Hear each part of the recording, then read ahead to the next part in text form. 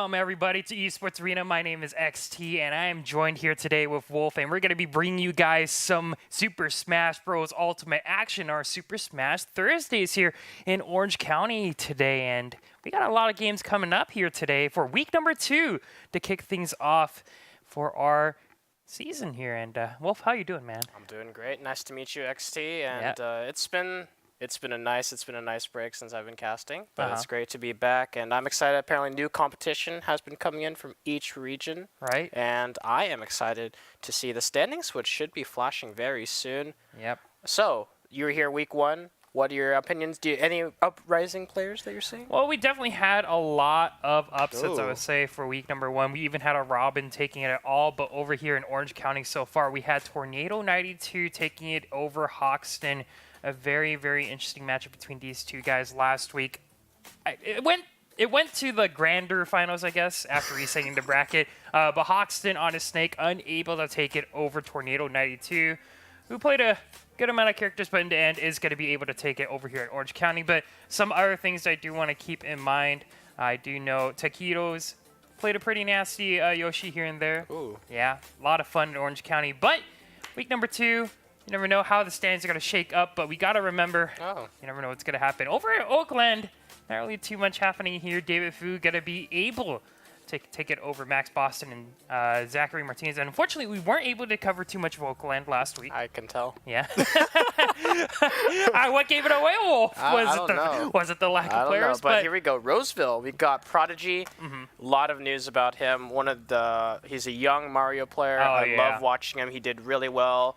And I was able to actually watch him in, Oakland. Yeah, I was able to watch him in the Oakland, the tournament that was there. And we see legit and versed Ace-2 players I know very well. And Ewok, Sci-Fi. Ewok, that's an unfamiliar face, but Sci-Fi, definitely remember Wagner and Jeff Sobom and Lumnik. So I'm glad to see Prodigy at the top this time because I've seen what he can do. But Spokane Valley, Ponytoss, it's a name I've seen there. And we see Baxius, Cilantros, Tumik, and TL. Is that just TL? Or I think it's just TL. TL, Team Liquid. You know? TL, wherever fifth here. Colorado Springs, I think this one's the more fun one. Catharic actually playing the solo Robin and able to take it over Mr. Ping, who tried so hard on that Wario to bring it all back in Colorado Springs. But honestly, if there was a favorite bracket I had last week for Esports Arena, it would definitely have to be Colorado Springs. Honestly, any of these players can take the top. They're all very well skilled.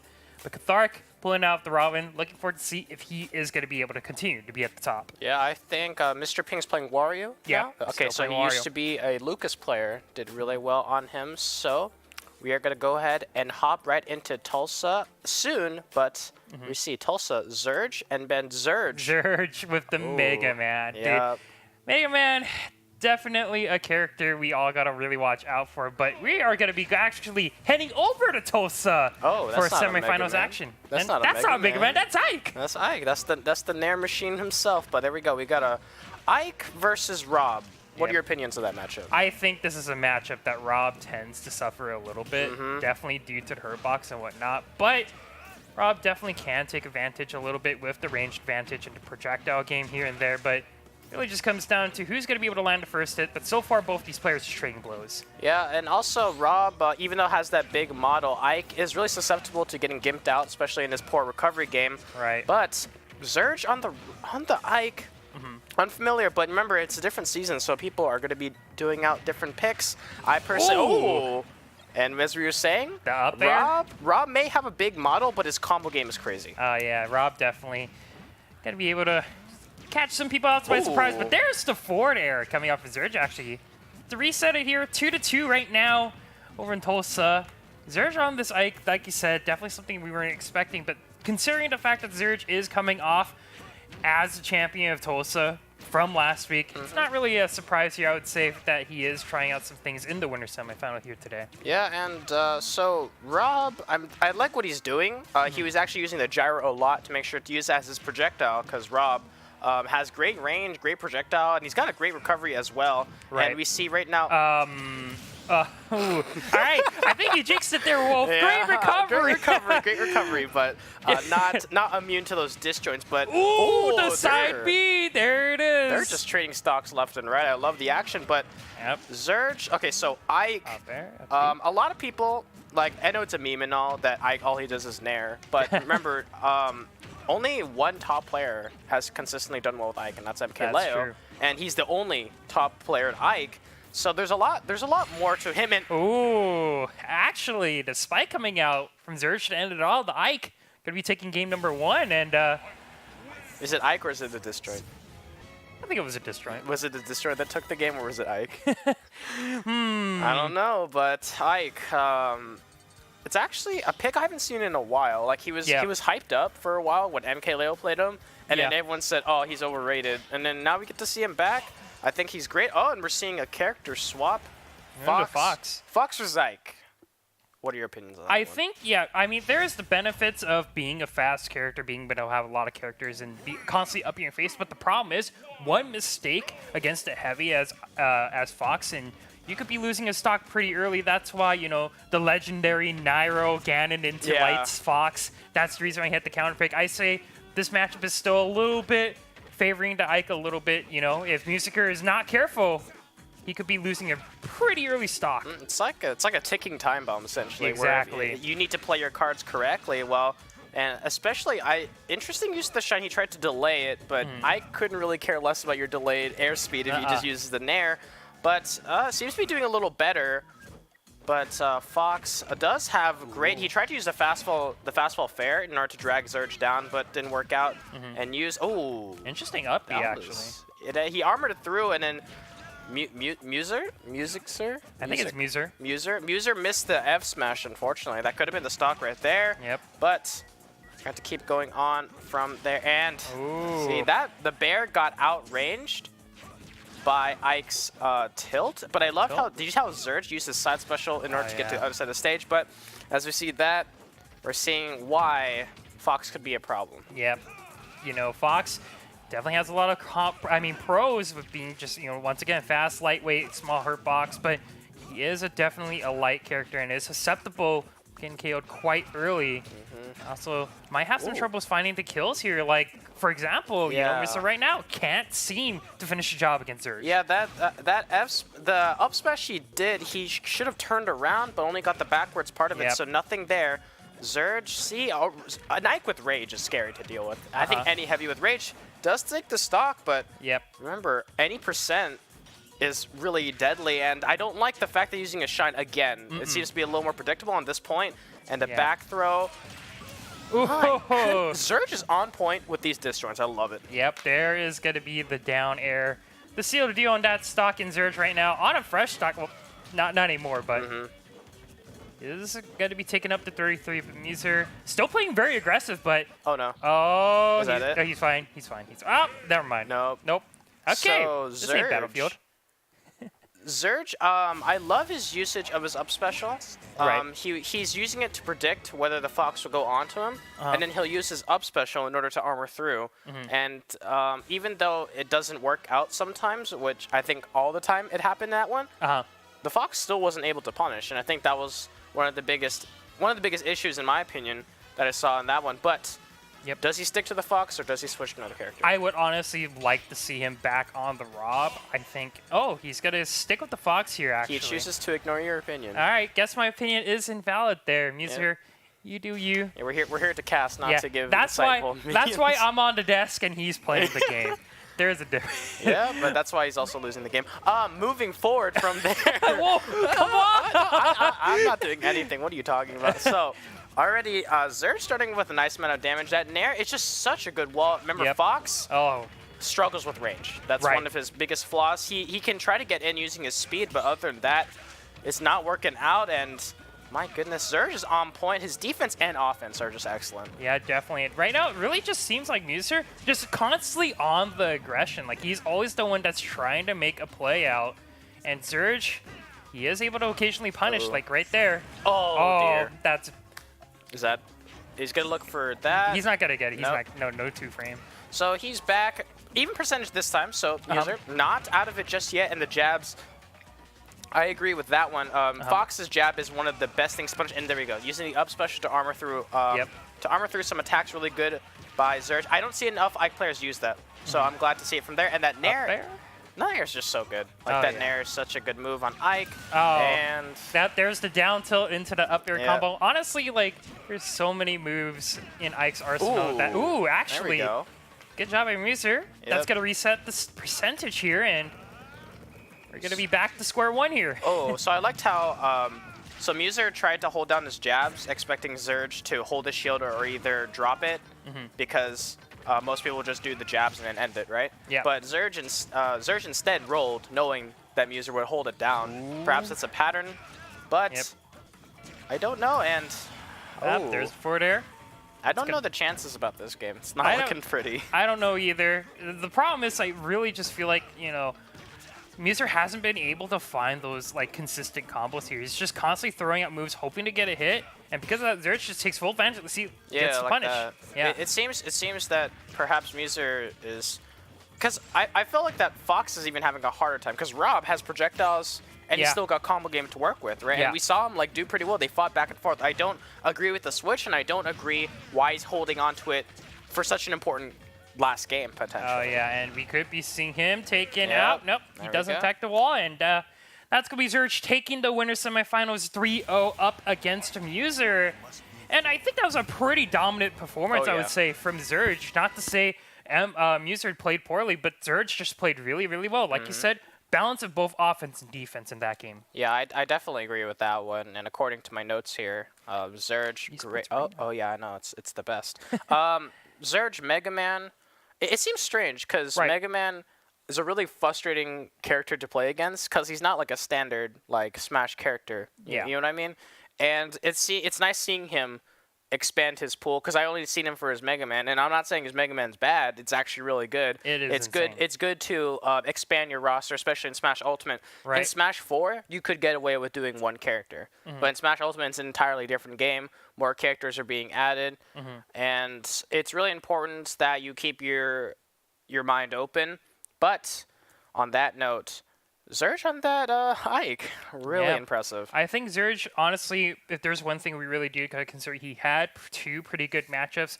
Against the Rob, I would say it's not as big as a bad matchup for the Rob compared to playing the Fox into the Ike. But honestly, you know, Muser really did the best he can, but unfortunately Zurge just taking full advantage of the fact that he had the Ike, he had the sword, he was able to constantly harass. But here we are in Colorado Springs, actually. So, Colorado. Sawtooth versus Magic. I think this is a button check.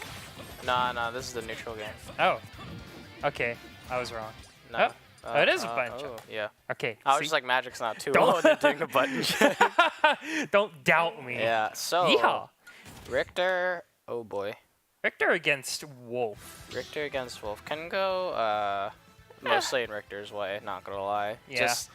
It's just that Wolf's really good all around, but Wolf, similar to Fox, has a hard time getting in, and Richter is even worse. He's like a sword character and projectiles mixed together. Yeah. But, and especially on Pokemon Stadium 1. Pokemon Stadium 1, oh, interesting. And I've never seen a Richter start off the neutral game using a down special from that far away. That was definitely really surprising, but we do have Sawtooth against Magic here, and I will have to agree a little bit. I think the Wolf does struggle a little bit against this matchup, mainly because of the range. You see it right now. Yeah. All Sawtooth has to do, you just whip for... Oh, actually a really good reflector. Yeah. So it's really going to depend whether Wolf can use his projectile wisely, and depend whether Richter can continuously wall him out, like with those aerials, and he's angling his axe. Great usage of that one. He's like on point, but Magic finding his way through, really impressive. On both sides, as strange as it sounds, it's a patient matchup for both sides because Richter needs to kind of do the same thing. Oh, the cross into the axe! Cross into axe. Oh, that was clean. That was pretty. Oh, Wolf's got it. Wolf with the magic bottle. Yep. Yeah, but like I said, it's a very patient matchup on both sides. Richter needs to do the same thing over and over again. Okay. Oh, okay. I'm like watching this combo game, and I'm like, Richter's got combos? He doesn't just press the special button? You can't ever forget about the Twitter combos when Richter first came out. There we go. Great reflector. That should be able to set up the kill. That could have been an up smash right there, but unfortunately, not saying. What I do like from Sawtooth is his amazing usage of the down special. Like, he's throwing it from all the way up there, and it's forcing Wolf. It's forcing Magic in a really uncomfortable situation, but the bear finally takes it. But here comes the wall again, right? Yeah. You know, you only got what? It's only 80% that you got onto the Wolf. Yeah, just one F smash. Yeah. Yeah. But the one good thing in this case for Wolf. Whoa. So can you angle it? I think Apparently you can angle it. I guess. Today I learned. I know. Today I learned. So thank you, Sawtooth, for that. I did not know you could angle it, but that definitely opens a lot of windows for Simon and Richter. Do Simon players exist? Yeah, they definitely do. Oh, okay, all right. So I thought it was just Richter. But continuing forward from here, it's just going to be a very difficult matchup for Magic. And we're seeing once again, Sawtooth is just displaying the wall, missed opportunity. Yep. But Magic should be looking to bite back here, but good. Ooh. And okay. Well, there's the whip. I mean, I was expecting to up B, but I mean, the whip works too. So Sawtooth right now, playing really mean Richter actually on Magic. I love that combo. Just struggling. I love that. The down special into fast fall nair into a few hits, and you go for the grab. Doesn't seem like it's guaranteed though. Magic was holding a shield down. Yep. So it potentially could be a mix-up. So Wolf's laser considered one of the best projectiles in this game, but in this scenario, it can be both. It's like a double-edged sword because since Wolf's laser doesn't clash with other projectiles, he can hit Richter, but at the same time he won't be able to like stop the boomerang or the axe in its space. So, but great usage of the down tilt from Simon and from Richter. You actually can duck under projectiles, really useful for them. That shield is getting awfully small and.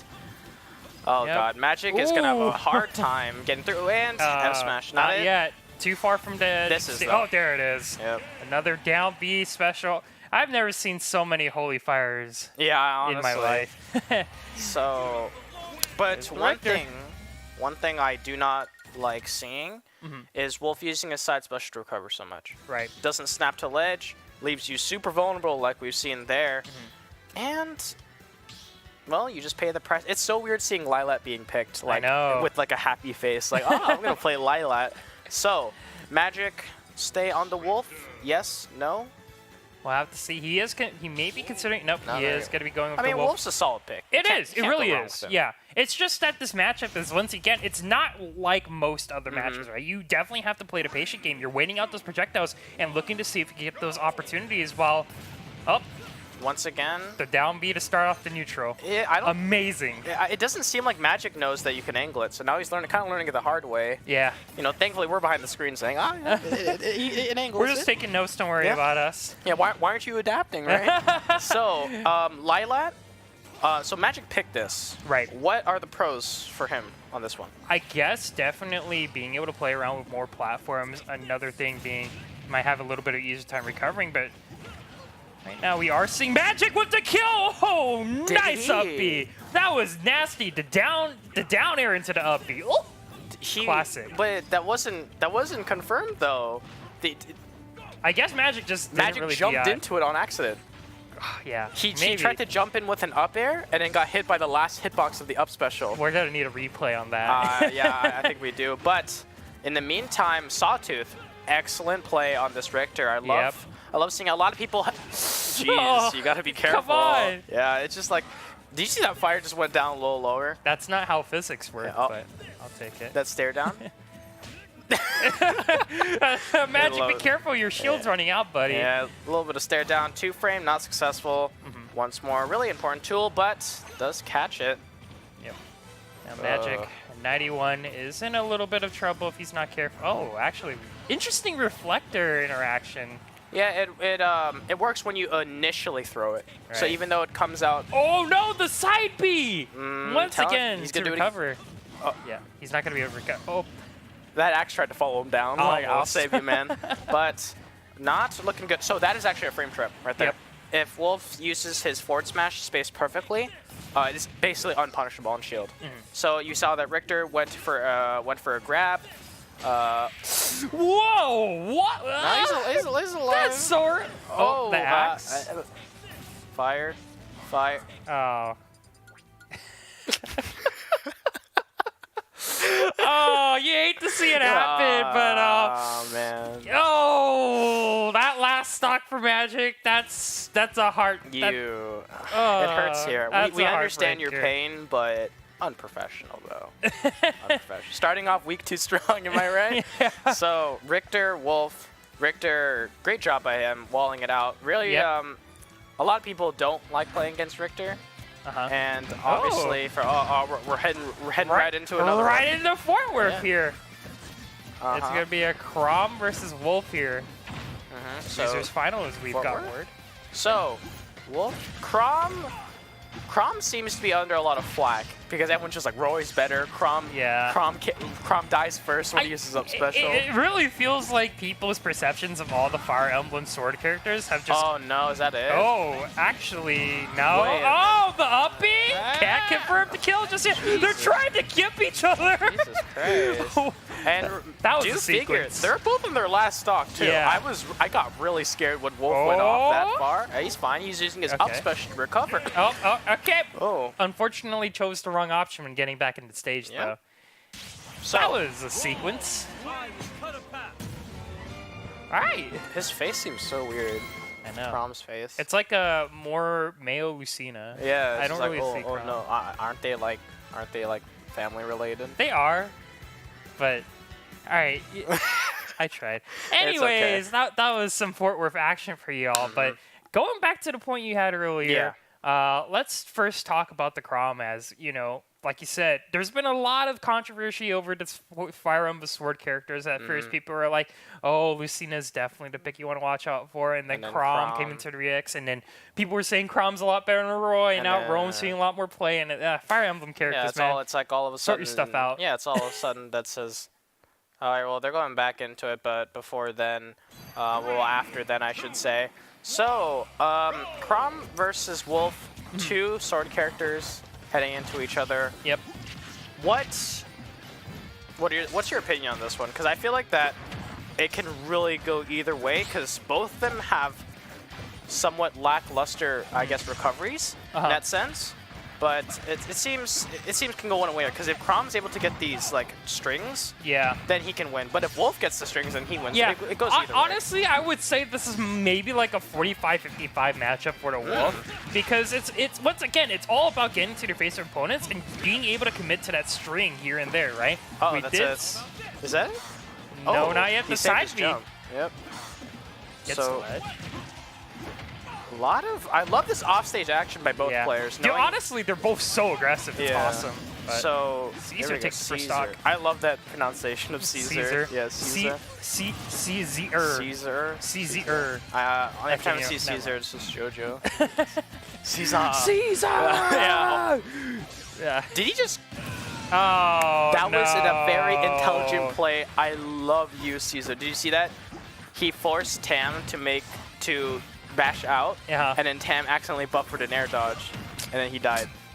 That's a big oof there, Tam. I mean, that's why you gotta. It's why when you're mashing out, you have to rotate your stick. Yep. That's like the reason why you do it, so you can avoid that from happening, and that could potentially cost the game. Yeah, looks like Caesar. That's it. Oh, never mind. No, not yet. Tam's still in it, but 112 is gonna be a little bit harder for him.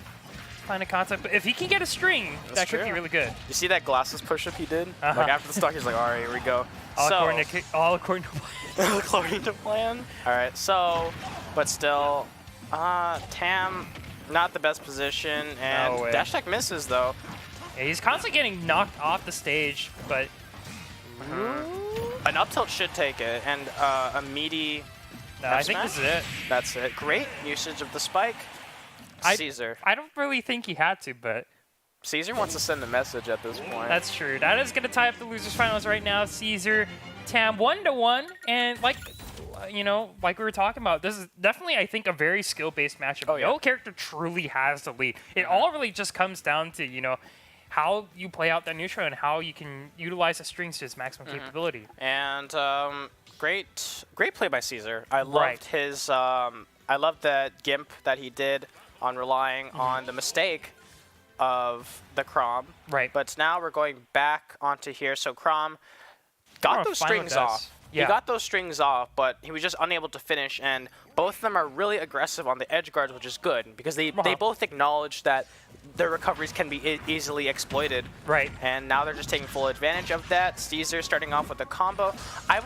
In my opinion, I would say Wolf's combo is a little easier in a sense. So that could be a disadvantage to Tam, but not impossible because we did see him take game 1. Yeah, and that's why I feel like Wolf has a slight edge over this matchup because he has a lot of moves that kind of combo to itself, but Tam can punish pretty safely. You got to keep in mind it's a sword character, Yeah. So you got to remember, I play Wolf. I don't like the fact that his up special leaks through the stage. It shouldn't, but it really do be like that sometimes. So Tam. Oh, so looked for it. He's got no jump. Yeah. Oh. Come on, Caesar. And he gets a parry right off the bat. So Caesar flexing on Tam right now. Needs to be careful with those side specials. Yeah, that could have been it. But Tam, great job. Needs to get this edge guard. Wolf with Rage. If he's getting these strings off with Rage, it's going to be a problem. Yeah, it's definitely going to hurt a lot. 11% right now. Tam could go for it. Oh, 19 now. But I don't think Caesar is going to be for here any longer. Let's get knocked off stage. See, it seems like Tam's a little too afraid to go out and edge guard him. Oh, there's a string. 41. Did he go? He went for the fast fall nair off stage. Yeah. Just so he could chase Tam down. Unable to get it, but that's like how much. That shows confidence in your character, especially with Wolf, who can really die easily. Not that easily, but we saw him. Remember last game he died at 8% because he accidentally gimped himself. That shows confidence in your character. Yeah. But right now, Crom doing the best as he can. So if you're Tam in this situation, what's your game plan right now? Definitely want to make sure I'm spacing myself properly. Being sure to make sure I don't get caught up in those strings, but now I'm off stage. Oh, he made it. Yeah, maybe in a little bit of trouble now. 114. One good hit from Caesar should do it. Yeah, but down smash right here. So there could be a read. So great job by Tam. Held onto the ledge until the very last second of the invuln frames ran out, but the up special sends you to a very awkward angle. If he can gimp a stock out, like if Tam even uses his up special gimp, that could give him a better advantage. But Rage Crom kind of dangerous as we're seeing, and the grab. Up, yeah, down he's trying grab to go for actually. it. Down throw, interesting. Yeah, up throw won't kill at this percentage, so. Right. But finally does take it in the end right there. So Caesar's on point with his parries. I love it. And he's taken out. He's also getting his stock taken. So remember, loser's final, so best of 5. They still got time to work with, but right now, great usage of Caesar's just on a roll right now. He's got so much momentum in his favor. He seems to be completely blocking out. But if there's one thing I'll point out, Tam is a really patient player. He's holding onto his jump, which is really crucial in his survival. Well, right now, we could be seeing, once again, both players going off stage. the edge. And like you said earlier, they're both trying to exploit the fact that both of them have pretty weak recoveries here and there. And off screen once again. He went deep for that one. He was expecting Caesar to go for the up special, but side special instead will be using it once more. Trying to use the neutral special in order to get that 2-frame. Unable to find it just yet. Dash attack to knock him off the stage. Good shield to block it off. Parry? Is that it? No, not yet. He's going to be able to grab another parry. Okay, so I love that mix up with Dancing Blade. You don't have to use all your hits. Yeah. So you can do that. Whoa, oh my goodness. Oh my gosh. Caesar's on a roll. Yeah, all of them. Both of them. And no. I thought he was going to go for the up smash there. Yeah, I thought he was going to go for a jab lock actually. But off stage, no air dodge. Great mix up on the recovery. Oh Gets goodness, knocked this is up, so close. One strong hit from either one. So forward tilt. That's it. What? Did you see? Did you see him? Oh my goodness. What? Who was? I forgot his name. Who was he? The Donkey Kong player. Oh, Captain Awesome. Did you see him? He literally came up behind the Wolf player and did this to him. Oh my god. I'm just going to say right now, that's definitely a heartbreak. I thought Caesar was going to have it, but he just gets gimped by Tam's recovery there. And we're going to be heading into game number 4 now. All right, it's going to favor Tam a bit. Yep. So Captain Awesome, I see you there. He was the champion of Fort Worth from last season. And he just... I just see him. He's got the DK. He's got that DK tie. He just comes behind Caesar. He's like, boy. But right now, number 2, Tam. So this can actually be really bad for Caesar because number 1. Okay. All right. Oh boy. All right. Captain Awesome, do it again. Where is he at? Oh, he's coming behind him. He's backing up. So, interesting choice and.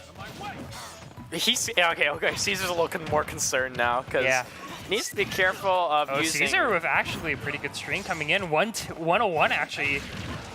If you got the track down by that one. I swear, dude, that's a tilter. If Caesar gets gimped by that one more time. Yeah, but hope Caesar. It's the risk you run with Chrom, especially when you're trying to edge guard him like that aggressively with that up special. So needs to be careful, but Chrom. Great usage of that. He has rage. So. Oh, no air. Oh, that could have been a better punish. Oh, good parry. I think Caesar using his up tilt is good, but I feel like when he's got that parry. Ooh, the side B actually the sweet spot right there. Tam gonna get taken out. It actually, if you use it right there, the ledge will actually shorten the length of the side special, so you can get gimpy kills like that one. But if there's one thing, I think Caesar, when he's get those parries, right? Yep. Where's the up smash? Instead of using the up tilt. I really feel like it seems like Caesar's just not expecting that he's getting those parries. Oh my goodness. Wow!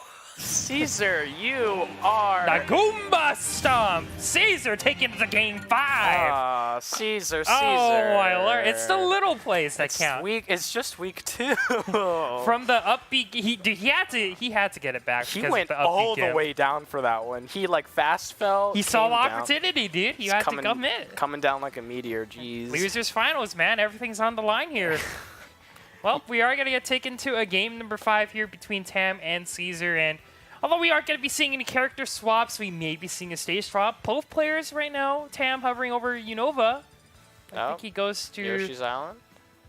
Maybe somewhere... There's been some switches with legal stages, haven't there? Oh, yeah, there has been. Is WarioWare still legal? I don't think so. Oh. I know Castle Siege had its fun, but it's not seeing that light of day. Unfortunate. Gentleman's Clause 2. Pokemon Stadium 2. Make Woohoo Island legal again. Give me my Pokefloats. So, Wolf, Chrom, you could probably recreate Pokefloat in like the stage builder. But you won't be able to recreate the Pokemon. It's just you blocks. can just do your best. But just call speaking of the best, here we go. So, Wolf, Chrom, game 5. Once more, both them are back on Pokemon Stadium 2. Good music choice. Yep, I do love that music. Is this Pokemon Stadium 2? Yeah, this is Pokemon Stadium 2. It seems a little brighter than usual. Yeah. It has a little bit of a lighter green, I would say. Well, Pokemon Stadium has a darker green, but right now Tam with a good air game, but...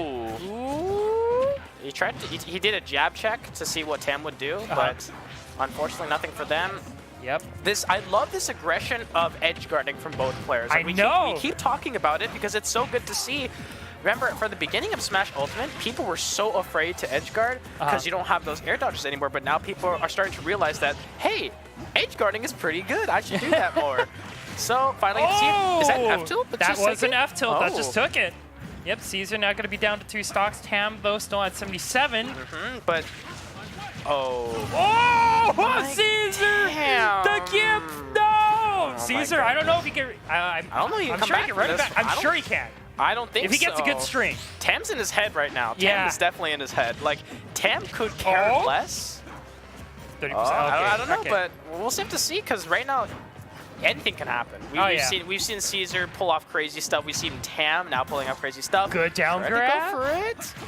But here we go, Dancing Blade. Getting a nice amount of damage from here. So, only one. Remember, this is losers final, so only one of them is going to advance from here, even though they're both really good players. So, F Smash trying to take it. Still trying to see if he could get that kill right now. Tam at 90%. Caesar, though, can't afford to take it 100%, or else the last stock is going to be a lot more harder. That was an unfortunate up B. taking a little bit more percent than he would have liked. Oh, no, misses the grab! Off stage, what's his option? All right, so nothing so far. It's really close, though. Both of them are playing footsies left and right. Remember, Tam has a whole stock lead in front of him. He's got a lot more options to work with and a lot more time. Where's the up smash? Caesar, he's looking for the kill. That's going to be the dancing blade. No!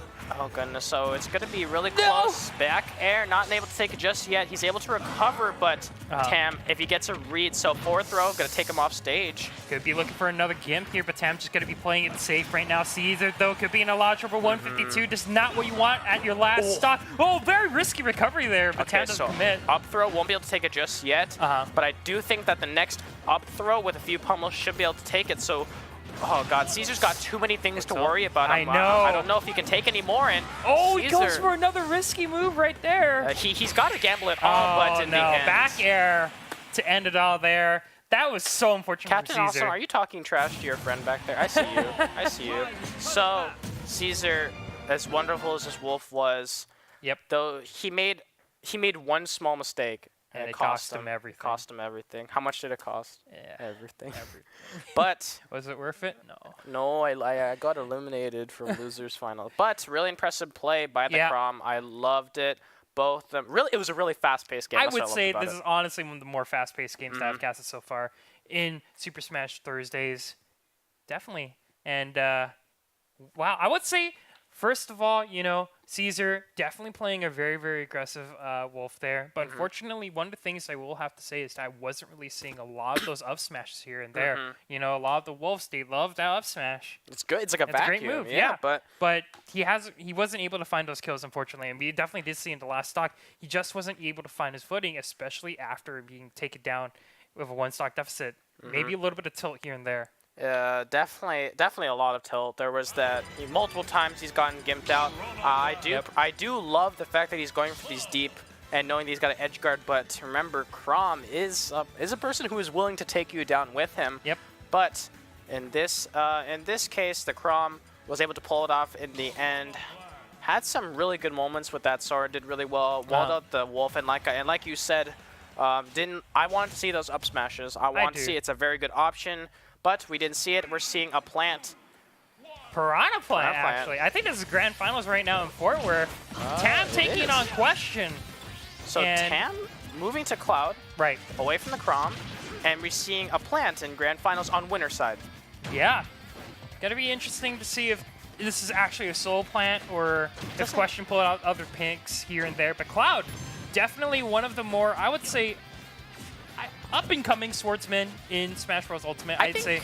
I think he's a more honest character. Yeah, he is. Especially from Smash 4. Smash 4 was a disaster. Like, it feels like in this game, a lot of people have been saying this, but it feels like that Wolf has become the Cloud of Smash Ultimate. I feel like Wolf has become a lot of things. Yeah.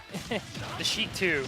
Yeah, Sheik 2. Sheik 2 except can kill, and Sheik in this game is like... Ooh, we don't talk about that. Yeah, disgusting. But here we go. So, obviously, Plant... as fun as a character he is to play, range is an issue. Yeah. And Cloud loves that.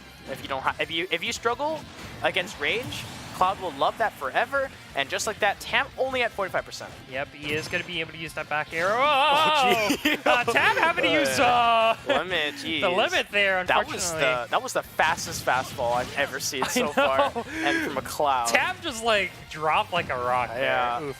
But Plant, I want to get your thoughts tier 2. I'm not really too much of a fan right now for Piranha Plant. I feel like he's like jack of all trades minus projectiles. He does things okay, but just not. There's nothing he can really excel at. I feel like. So Plant. That's my opinion. Plant, in my opinion, he's not technically the jack of all trades because his speed is very lackluster. That's true. Yeah. And also the fact that his recovery, very good, very good. It's a very good recovery. Sure. Not easily gimpable. It's like K-Rolls except better because you control it more. But at the same time, Plant has got horrible range. Yeah. You can see by the motto itself, but the only range you got is your down special. But it's like Dualism in Street Fighter, right? It'll extend your hurt box as well. So you're susceptible. Oh, there we go. Yeah. So, and that is actually an interaction too. Your up smash is actually a multi-hit. And we saw Cloud fall out. multi-hits in this game are not friendly, it seems. Like, with Wolf's up smash, if you hit them in mid-air, they'll fall out. Yeah. Which is kind of bad, but you know what else is bad? Plant situation right now, but Up here, that's forward tilt. Yeah. And you're gone. So I like Cloud players. Remember, they're not fully charging up their limit because you got time in that one, and ooh. You charged up the limit there, but was it worth it? Was it worth it, Tam? Maybe. Get your stock taken. It's worth it in my book. But well, we are at stock-to-stock reset here. Oh, his name is literally Question. Yeah. I just realized Told that. you. Oh, okay, okay. So Question, bring it out. I do like this plant. I was darting it at first, but now I'm starting to see the real strengths of it. He's able to kind of pull it back, but so it could be he's either pulling it back or he's starting to adapt because I'm seeing both. I feel like it's maybe adaptation here. But if I were Tam right now, this is definitely a character I'm not really used to, right? We don't really see a lot of high-profile plant players here and there. So he could be struggling a little bit because he's not really sure. Oh, they both trade. So Question's got more kill power, as strange as it sounds. Plant's got more kill power than Cloud at this point without limit. But as soon as it comes in, the Plant's very strong. That is one thing I will say that's very good. And the up smash, even though it's it can sometimes be kind of awkward to use, it kills early. Yeah. And so Cloud with limit, one good read, and not gonna be able to use it. Okay, there's one thing I really hate is that Cloud's limit cross slash is safe on shield. I don't know why. I don't know why I hate that so much. It should be because Cloud has to consume a lot of resources, but forward. That's not it. He's gonna go ahead and momentum cancel. So right now using I love the usage of the spike ball in order to cover his recovery more. But back air. No, actually not gonna be able to take it just yet. Plant's a tank. Jeez, okay, but he's gonna be in a very awkward position using a down tilt in order to 2-frame. Limit is coming up very soon. Cloud, he's just trying to wall out with those aerials attacks. We're seeing it right there, but in the that's a dash attack to take it right there. Yeah. So does take it. Do we see Question stay in the plant? Because I'm a little more confident in it. But Cloud in the end, I think Cloud adapted saying that I just need to use my sword in order to space out the plant first of all, and I need to stop charging in. And then in the end, he was able to take it just like that. So right now, it's up to Question. He's gonna be go ahead and what's your opinion? I really think that when you start off the grand finals, especially you're on the winner's side, I feel like it's fine to throw off your opponent for one game usually at a time. Maybe throw out a character that your opponent may not be used to. In this case, the Piranha Plant here and there. There were times where Tam wasn't just really sure on what to deal or what to do, and Question did have a pretty nasty combo game with the plant there.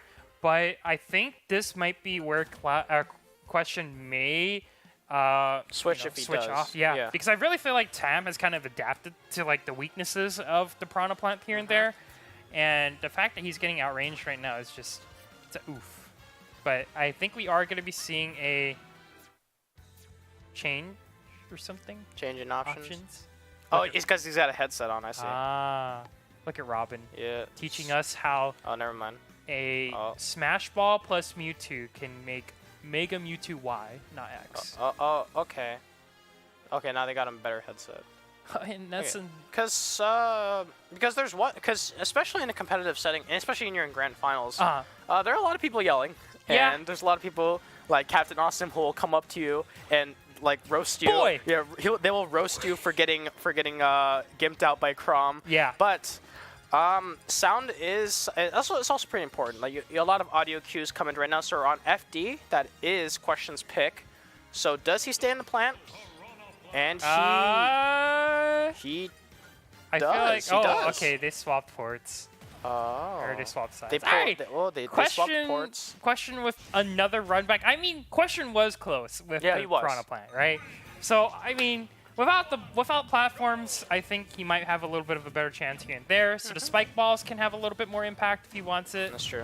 So, and also, Poison Cloud, I didn't get to see too much of it from the previous game, so I'm glad to see a little more of it from this time. Right. But the fast fall nair from Piranha Plant, I feel like that Cloud's having a hard time dealing with it. Like, he's fast falling it, and then he's able to cross up the shield. Right. So that can provide some problems, but that up special, oh goodness. Oh. It beat out Cloud's up special. You heard the sound. And great job by Tam. Oh, there goes the That's limit. a whiff. Yep. So great usage. Yep. I love seeing it from Question. It's a really hard decision, especially your TAM, when you see this plant falling on top of you With the spike ball, yeah. and you're kind of forced in a really bad position. It's no Gordo, but it will still hurt. Oh yeah. And right now, so we're seeing the forward throw. So Question, as long as he's mid-stage, he's fine. But once Cloud gets him in these situations where he's trapped off the stage and is able to get hit by these by the sword, which is once again, oh, gotta remember the side beat does not have any hit stun. Yeah, just does damage. Yeah, but it was good. But he took a lot of poison damage, and in the end, the up air was able to take it. So both of them on even stock, even percent once more. I think Time will definitely take that trade here, but Question may have other ideas.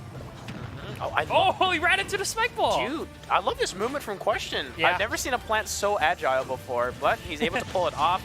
But there we go. See, that's Tam adapting right there, knowing that Question would go for a cross-up on the shield, and then switching over his cross-slash in the other direction, knowing where he's going to come from. And here we go. Gotta get those predicts. Oh, nice down special. And he's going to use it, but... Oh, parry. So both of them acknowledging that they knew exactly what the other person was doing. So Question up special out of shield, really good for Cloud. He's got out of shield options, but the back air, great RAR and the dash attack. So Question, I love he's using his down special in order to make sure that his recovery is a little more safer than usual. So Tam, really uncomfortable position. I love that he's holding on so that his limit won't come out just yet. Yep. And see. There's a Windows icon on the bottom. Ignore that, but here we go. Limit cross slash does take it. Yep. And Question in a really uncomfortable position. Nair? No G-Force update here for Tam. But he's going to be trying to see if he can get back onto stage. It's going to take a little bit of percent, but there's a string. String? Question mark? Question? But there we go. So Limit, didn't shield all of it. That is one thing I admit I fall for a lot, is that I don't shield the whole limit, the cross slash. Yeah, I expect that like after I shield it, he won't fully commit to the, there's the up throw. But they do, they always do, and they never learn. So that's why they're on stage and I'm not there. Yeah. But first of all, Tam, Question, remember, Question's got, even though he's kind of losing in the aspect, he's got time to work with, because he's on winner's side, first of all. That's one thing that he's got to work with. So right now, and even percentage already, so... Yeah, he could even take this game, too. I think so, Good job. Oh, goodness. Okay. I love that ledge setup, though. I know. Like, he set up everything, he was ready with it all, but Tam... That was so annoying. Ooh, Tam got that off, but now it's even percentage. Oh, Tam... Ooh. I thought he was going to commit for that. I know, me too, but I think Tam will get taken out first. That's true, but... And also, Question has really good recovery. That part of the plant. That's true. And so, gonna able to get back on. Fair misses once more. Question trying to find a way back in. This is where he struggles when they're both kind of like on the edge. They're both in a high pressure situation. This is when Tam excels because he just needs one good back air and he's got it. Yep.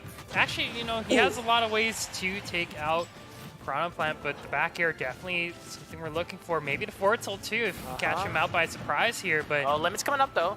Yeah, he's just building it up. Dash attack. And here we go. Here we go, indeed. Down special, gonna get dodged. Oh! Great usage of the limit. Oh my I think that was the projectile. That was he hit it onto the stage, covered the option. Oh my god. Intelligent play. Insane. I love that play. IQ insane. Yeah, he's got it. He's good. He's passing his tests. But there we go. Fort Worth showing off what their players can do. So Question, on the verge of being resetted. But we'll stick with the Piranha Plant. I will have to guess that maybe I'll see. Maybe the bracket could tell me something. But I think this might actually be the solo Piranha Plant. Solo Piranha Plant? Yeah. That's commitment. We'll have to see. In the end. I'm not too sure. I'm trying to think of something that Question can do to improve his chances, but it seems like he's really doing his best. But it seems like Tam, number one, adapted, realizing what he has to do against Piranha Plant. Number two is a sword character, and number three is now becoming much smarter in that sort of aspect. But Question is still pulling out tricks from his book. Doesn't have to use it, and Question, you're making those hard reads. It gets countered by patience, and right there we're seeing Tam pull it off. So right there, using the... trying to get something down. Really close, though, so the forward air... Tam actually just still trying to figure out a way how to deal with this plant. Oh, didn't tech. Yeah. No, No unlucky. Tech. No tech, but... Don't think Tam was expecting it at all, to be fair. Yeah. I thought he was gonna give himself out with that air dodge, but he's dead. I was trying to say alive, but his stock was taken just like that. So question, he's pulling out something, but we're seeing the patience from Tam is starting to pay off in this sort of sense. Definitely. Piranha Plant, his kit is really good for punishing people who like to panic, and Tam is not doing that. He's staying cool. He's showing off what he can do, but question mark. He's not done yet, because I like how we keep talking about how well Tam is doing. Question mark is doing exceptionally well, especially on this plant. I really like his ledge options whenever he's going for this edge guard. It's constantly just harassing with the spike ball side Bs and just constant threatening different down smashes and different smashes and whatnot. So very interesting to see how Question is playing this Piranha Plant so far. But Tam with this cloud, like you said, he has to feel really comfortable with his character because of that clear weak. Oh, that shield almost broke. Yeah, if it was Smash 4, might have, but it's not. This ain't Smash 4. Yeah, but if there's one thing that would say Cloud got better, he's gonna tech this time. He did. There we go. Yay. So Tam on the Cloud. Great. Ooh, that spike. Yeah. I love that. See, this is where we're seeing Tam how patient he is, and he's showing that he's making sure to watch every single movement. And question mark. He Great intelligent play by question mark. Yeah. Changed his recovery, knowing his lesson. He saw the limit. He knew exactly. Adaptation. And he gets the edge guard there. So Plant with Rage can be pretty. Parry, but didn't believe in it. He parried, but he didn't believe in it. So if question mark is able to get some damage down, he can take this game for sure. And he's looking for something, but remember, so there's the fair. Nope. Wow, Plant is heavy. Plant is a heavy boy. Girl. It's that pot plant. It's a girl. I got flamed last time for my video. Oh really? Yeah, I made a Piranha Plant video, and I said I called Piranha Plant a guy, and people were just like, "Oh no, it's a girl." Nintendo said that. I'm like, it's a plant. It's a plant. Well, but Tam's still trying to figure out how to take out this plant, but Question's not having any of that. 82% already on Tam. This could be a starter of a... the spike ball, the read! He's fine. Not enough DI for that one, so question chose the wrong answer in the multiple choice right there, Tam. Chose wrong. Yep. Yeah, he failed the test. Tam also failed that tech test earlier. So, moving on forward from there, question mark. Fighting back. Will the bracket still... I feel like that question mark's in a position where he doesn't care if the bracket gets reset. He has nothing to lose. Yeah. So all the pressure's on Tam, and as well as the fact that we saw previously where I said to you that in a high pressure situation, Tam does really well because of his sword, right? But if your stock down, that changes everything.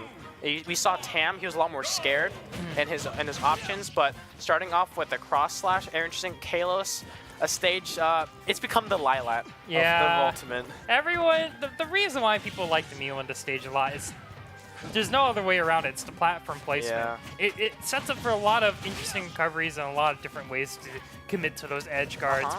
And it's also, so much harder to kill people. Yeah. Especially on this stage. It's a big stage. It is a huge stage, but if there's one thing I love to give it, it looks beautiful. Yeah, it is an amazing stage. But one thing I'll never understand is the architecture of this place. You know, like the floor is basically a bottomless pit. Yeah, it's really weird. Yeah. If you don't become a Pokemon champion, they just toss you all over there. that's what they say. They Spartan kick you off. Like you like last week, right? Yeah. We don't need a replay of what happened last week. Yeah, but moving forward from here, and also remember, since it's a little change, it's not like Pokemon Stadium 2 where it's like a stage. There's like there's walls where you can kind of tech easier. You can wall jump. Can Cloud wall jump? No, right? He can. He can, right? Yeah, I'm pretty sure he can. Yeah, Plant can't. No way he can. Like look at those. What are those? They're both off stage. Ow! Did he get him? Oh, he didn't get him. Okay, but the up B not going to be able to save him there. Tam leads. That was scary when they both went off stage. So we heard the noise of something being hit. That was actually the spike ball. Yeah. That got hit up. And we're seeing from here the cross slash. Great usage of them. Oh, that's punish. And up throw, not going to take it because it is Kalos. Oh, great great air dodge from there. I love that one, and the nair as well. So Tam, 177% up throw should be able to take it because it's on that ledge, and also 177%. And also where you respawn is kind of awkward, the positioning of it. Yeah. It's like in the top left. So if you want to be safe, exactly you just run to the right side. Yeah, it's a strange stage, but all in good fun in Smash Ultimate. And we're seeing right here that Baron Cloud is just so good. It's completely safe on shield. And he's holding on to this limit. I love he's holding on to it. Like he knows that one more hit will trigger it, and then then the pressure is on.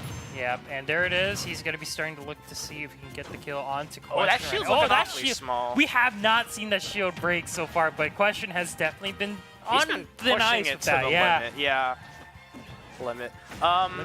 Limit. So pushing forward from there. Actually, the limit running out there, unfortunately. Yeah. So that down tilt can 2-frame. It's like Mega Man's 2-frame. Down Shout out tilt. to Zurge. Yeah, shout out to Zurge on that Ike. But moving forward from there, up special out of shield, really good option. So Cloud about to have limit up air juggle. So what's the option? Air dodge. He's gonna go for the side B. There we go. So great job by Tam. Baits out the air dodge. Yep. And easy from there. And we saw that Question doubted. He doubted. Tam has actually been committing to the full cross slash. Right. But this time he stopped on the second one. So Question was unable to get the punish from there. Oh, the spike ball not to take it because it's Kalos. Literally only survived because it's Kalos. Up throw's not even going to forward throw. Yeah, he's got to do it because you know up throw is not going to kill. Yeah. I love the options that we're seeing. Ooh, the spike ball, not yet, but there's a limit. But but he wants to save air it. dot. Yeah, he definitely wants to save it. And that's not. No shield break. Oh, no shield break. It's not at the center, so it's not going to do a lot of shield right there. Cloud at 198. I've never seen a Cloud survive for this long. Oh, and he survived. He's alive. Wow, 207. Kalos. 300? Yeah. Nope, not happening. Oh, he's that's alive. up tilt. So goes flying right into the window panes. So Question, Tam. So Tam last stock to potentially reset the bracket. Yep. But if Question can hold on to it, he's just like, okay, it's fine. Yeah. I'll take it. So the pressure is still on Tam to win this one, and he's doing a great job as we're seeing cross slash. I definitely will say, he's playing a really good Cloud, and it feels like he's still continuing to adapt to his matchup, still playing a lot to his strengths with the fact that he has a sword. So he has a sword. He's like you just changed. Question hasn't really been able to kind of just get into the face of oh, and I jinxed it. Commentator's curse as it's called, but limit. Do we see it? He's gonna wait for it, and then he's gonna use the. That's it. Oh no, he's shielded just in time. But it's safe on shield, so Tam doesn't lose out. He loses out on a kill, but the back air. Back air to read. No, Kalos. not yet. Kalos. Oh goodness. What are you talking about? This is Kalos. Yeah, but the kills aren't gonna be kills, and that down smash. This is actually looking dangerous for Tam. Yeah. The longer he lets the Piranha Plant live, the more percent he's going to take it. And once again, that's the Kalos. So I love he's using his down special in order to help recover. Oh, he misses the limit. So there goes that. Oh, okay, so small shield, but off stage. Ooh. If that ball hit, that would have been it. But he's okay, uses the nair once more. That shield is getting awfully gets small. down B. He's going to be looking to get the kill. He gets it with the up smash. Oh, Question takes it to game 5. Tam not able to close it out. Yep, just like that. Mario gets taken out with him as well. So, unfortunate for Tam. Tam had it, but in the end, I'm saying that up smash from the plant, massive damage, great kill power. So big damage. Tam, a lot of pressure on him. This is potentially the last game he's got. He's really picking his maps. So if you're Cloud, what's the best map? Well, right now, he did take Piranha to Kalos, and he was trying to see if that works out. But I think, honestly, here, a smaller stage would do fine, because there were a lot of kills that he could have potentially gotten, but it didn't happen due to the fact that, it's Kalos is a big, big, big Pokemon stadium. So. But just like last game, they don't listen to you. Yeah, I know. That's why I'm here, that's why I'm there. So, moving on to potentially the last game of the set. One, if the Cloud wins it, it's a reset. Yep. But if Question wins it, that is He's Week 2 champion, He's Week 2 champion. So Question right now on the solo Piranha Plant, I would say this is definitely right now the surprise to me on the season. Last week I did see the Rector kind of take some people by surprise, but this time the Piranha Plant unsung hero, I would say. Question's been playing a really good plant. Yeah, I agree with that. So that down tilt, that could, if he teched it, that could have been a punish because he used the air dodge, but limit cross slash, is that it? No, there it is. Oh, okay, Star KO. So not Kalos, not Kalos. So he's going to be okay, but Tam taking a stock like that this fast, that's really good for him if he wants to reset the that's going to set up a lot of momentum. He has some limit once again. Looking to build up a lot of percentage. Tam right now. Yeah, so Tam's in a very bad situation where if Question does a fast fall nair, not only Question can auto-cancel it, he can choose whether he wants to cross up the shield or not. And I love this ledge play by him, but the down tilt from Cloud, it's pretty good. And there's another down tilt. We see 3. I've yet to see... Yeah, I want to see that down there. I want to see it. It's disjointed enough where it'll hit him even in the recovery. Right. So Tam... But Tam has no reason to play risky. He's winning. He's got the stock lead. He's got the big percentage lead as well. And that was actually a really huge down B. I've never seen his neck extend that long. Long boy. Long. Oh, that's it. Oh, there it is. So and Tam's setting up the 3 stock. Tam's only 17%. Just realized that. Yep. Oh, and now he's at 95. You jinxed it. And no, he's fine. That's Kalos. Kalos. Oh, he's fine. He has the limit up B, but and that spike ball is gonna take him out right there. No 3 stock, but JV2? Limit. Never mind. Nah, you jinxed it this time. But here we go. So Cloud back onto it. So Tam, good position. He's still in an advantage state. Like don't forget that. He's still in an advantageous state, and he's using his up special out of shield. He's sticking to very safe options. He's saying to himself, I got the lead. There's no reason for me to throw this away. And so because he's putting Question in an uncomfortable position, because Question is the one in behind right now. Yep. And trying to use the moves, trying to get in. I love Question's like his mix-ups and such, but I feel like that he's starting to become a little more predictable now. Yeah, Question is the thing about like Piranha Plant is that he doesn't really have a ton of like good moves, I would say. You know, he does have a lot of moves that kind of just punish himself if they miss. So, you know, we've been seeing a lot of the forward bear, back air, the side B, down B. You know, not a lot of neutral airs because that move is pretty. It's okay for combo. It's like Simon and Richter's, right? Yeah. But the problem is that Piranha Plant doesn't have that range to compensate for such a small nair. And that's it. Yep, that's going to be the back air. And Tam going to reset the bracket. Once again, another best of 5 between Question and Cloud and Tam. And let's see. Tam, same thing. Yeah, they're close. So, even though, great job by Tam, first of all. That was an excellent game played right there. Question fell behind very hard. Tam was swinging into that game full force momentum. I agree. And he is coming into this game of the fresh set with his momentum on his side. It is up to Question now to stop it, or else he's going to lose it. Yep, now Question going to be in his last best of 5 of the day, but so were Tam. And a lot of Clouds. I feel like Clouds never not pick the Advent Children skin. It's always a skin.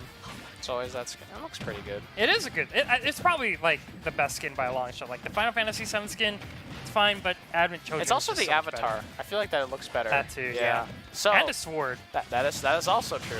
Yep. But if there's one thing I don't like is the stage. The screen disorientates me. Yes. Especially when I'm playing, like look at that. Like when I'm playing and as I'm commentating, I can't like keep my eyes away from the screen. And especially where it tilts, where you can see multiple screens. Yeah, the multiple problems. Oh, the side B, not gonna be able to kill him just yet. We'll do a lot of percent damage. Good dash attack. Sends him off screen. No air dodge. Oh, he tried to parry it. Yep. Tried to parry it there. Nothing that we get to see yet. So Tam at a slight disadvantage, but do you see how good he is at spacing that back air? It's really great. But once more, Question on the back end. So does a trade? Yeah. Works in the favor of Tam, though. He's got limit now. He's got time to work with and limit cross line. You let down the shield. There it is. That's the Wolf special, you know? Yeah, that is I do it too, honestly. The side B is so... It's hard to read. Oh, neutral air actually taking him out. So, great job by Plant. Remember, because Cloud also has a somewhat lackluster and easily exploitable recovery. Right. So, once more, in this state, once more. Plant's up tilt is so weird, where he like shakes his like head. I don't really know what he's doing. its head. Yeah, its head. Oh boy. It's like just trying to head bob, but can't really fully commit to head bob. Also can't get higher in the tier list. So, moving forward, we're doing his... we're seeing Tam, love the parries, and also 119, a limit cross slash should take it. Yep. And will we see it? Oh, here it comes. Here he comes. He is... Oh, jab lock. Oh, Ooh, good jab lock right there, yeah. And cross slash, safe on shield completely, and use the up special to make it safer. Another side B, but won't be the limit, so won't be able to take out Question just yet. So, Cloud's fair seems to be much better than Smash 4. Oh yeah, definitely. It comes out a lot faster. Do you see that stare down? Hitbox. Oh Tam yeah. did nothing Well, for a okay, second. to be fair, Question doesn't really have any eyes to plant. He just has a mouth. But in this scenario, not looking too... Oh, bad cross slash. Yeah, he was probably just looking to get the read there, but not the biggest punish though. Yeah. So he got off better than expected. So well, Question in the struggling end right now. So this is where it gets awkward for Tam because he's got to pick an option in order to get away from this ledge, and all of them he's picked wrong. And goodness, it's just not. It didn't work out for him. But right now we are back on even stock, not even percentage. But here we go. So moving forward from here, Question. If he finds his way in, remember the fair, as good as it is, it's not auto cancelable. He can't auto cancel it. So it doesn't make it completely safe. Well, the bear it is. But in return, RARs in this game have seemed to be hard to pull off. So it can be really difficult, and especially in a high pressure situation, as is your final set in Grand Finals, in order to get those points that you needed. Ooh, down B. There we go. Not going to be able to take him out just yet, but there's the limit from Tam. Uh-oh. Might be looking for it. Back air. Oh, he went for the hard read. He went for the hard read on that case. Did not pay off, though. And that up special... Oh, if that up smash hit, that would have been it, especially on that little platform, but not enough. Fair. What's the option? Just gotta, once again, go for those back airs once again. Taking it easy. Building up that limit. Yep, up throw, not enough to take it just yet. Needs limit. about 5 more percent. Uh-oh. Oh, God. That spike ball almost took him out, yeah. So here we go, back air. He's got limit. What's the option? Side B for coming back on. No, he's going to use it, but he delayed his recovery. Oh, did attack. He's gone. That's it. Yep, that's it. Really risky maneuver there. Tam can't do that with the limit beam. Yeah, What's it called? Blade beam, right? Blade beam. Blade beam. Yes, I memorized every single one. Blade beam. Blade beam. Blade beam. Okay. Yes. So Blade beam. Yes. He tried to use it in order to give him the recovery again, but Question seen this before. Yeah. And this is the third time Tam has tried it, and this is out of 3 times he's done it. The first one worked because Question was not expecting it, and then the second time he knew exactly what was happening, and the third time he just knew it was happening again. Like for fool me once, shame on you. And then fool me twice. That's the game. And fool me 3 times. That is also the other game. You can only fool me twice, or fool me once, and then the other time you just fool. Yeah. Anyways, here we are. Question right now up 1 game on this plant. Once again, plant from winner's side. I really want to see how Question was able to pull it off in Fort Worth, but so far and forcing the limit. So that's really good for that's really good for Question. So this stage, a very awkward stage. You can say that again. Yeah, it's very different. It's not completely flat. It's the platform is just weird. It's a small stage. There are walls. It's a wonky stage. Yeah, it's really whack. And it can work. Oh, and goodness. a spike ball. So take him out. We're seeing Question really dominating this. He's doing well in this game so far. He's got that momentum. And momentum is a very important factor, especially in Smash Ultimate. It's even more important than Smash 4. I love that. Ooh, it didn't hit, but I love that. I love the mentality. That was definitely a great interaction right there. And tried to go for the read on that, but you see Cloud hitting that spike ball back. So what are we seeing from right now? So Tam trying to get in, but he's eating a lot of poison damage, and remember that stuff stacks up and it hurts, especially when you have rage. So what's the option? That's going to be safe on shield. He's going to use his up special to once again make it safe. Good read. Question saw it coming, but he did a little bit of damage. Great parry. Parry, but no punish. No punish. It's like in Street Fighter. It's like a Street Fighter where you can parry the Dualism, and and then you parry it, and then you do that the Shoryuken cancel into Dragon upkick. Yep, but Remember, Tam, 120, 112, Oh, there's Spike Ball. Right now, Question's on fire. Question Literally. is on fire. He's doing really well. He's controlling this match so well. He moved it so his recovery wouldn't snap to the ledge, so he can get a little bit of extra damage and throw off Tam. Yeah, there. Once again, you got to remember he was positioned a little bit downwards. Oh, great tech, great tech. down. That was a great tech. Great Nasty. tech, but... Are we seeing the three? Actually, I shouldn't say anything. I might. Yeah. I'll take the blame for that one. Yeah. So... Sorry, Question. Yeah, so Question doing an excellent job. This is an entirely different play that I'm seeing right now. Yeah. He's way more dominant. He's more inventive, and he that's snipes the him three out. spike balls in a row. It went right through. I did not see the interaction coming. It went right through the limit blade beam. Yeah, I really feel like it just like skimmed the top, didn't get canceled out, and unfortunately, that's a spike ball to your face. Yep. Cloud doesn't like that. But Question, 2 games up, and this is a best of 5. Yep. He's potentially going to take it right now. So he's sticking to the Cloud. Oh. Question. No. King K. Rool. King K. Come Rool. on. Question. All right, no more plan. What is he doing? He's feeling himself. Weird flex, but okay. But if your Cloud's position, it adds like more pressure because all of a sudden he pulls out. This is a good matchup for Cloud. I would say. This is a really good matchup for Cloud, but it's like picking Dan in Street Fighter 4. Yeah. You don't know what's gonna happen, and it's a low tier pick. And as many people like to complain. Well, right now, Question's taking a little bit of beating. Yeah, that is true, right? Because K. Rool's got a lot of weaknesses, and at first everyone's like, "Oh wow, he's overpowered," but at first I do remember he was in the conversation for being the best heavy. But now there are many other great heavies. And King Rool unfortunately has a lot of struggles. Yep, and he's basically getting his projectile used against them, using Nair, the jabs. Ooh, looking kind of... But with every heavy, you always got to remember the #1 rule for heavy is that no matter how low a percentage you are, you're probably going to be... You're going to lose the stock if you're not careful. Oh, back throw? So he's got his hat back on, and he's using Nair as well. Oh, he gave out the stock. Question! 168 is not going to... Okay, it will.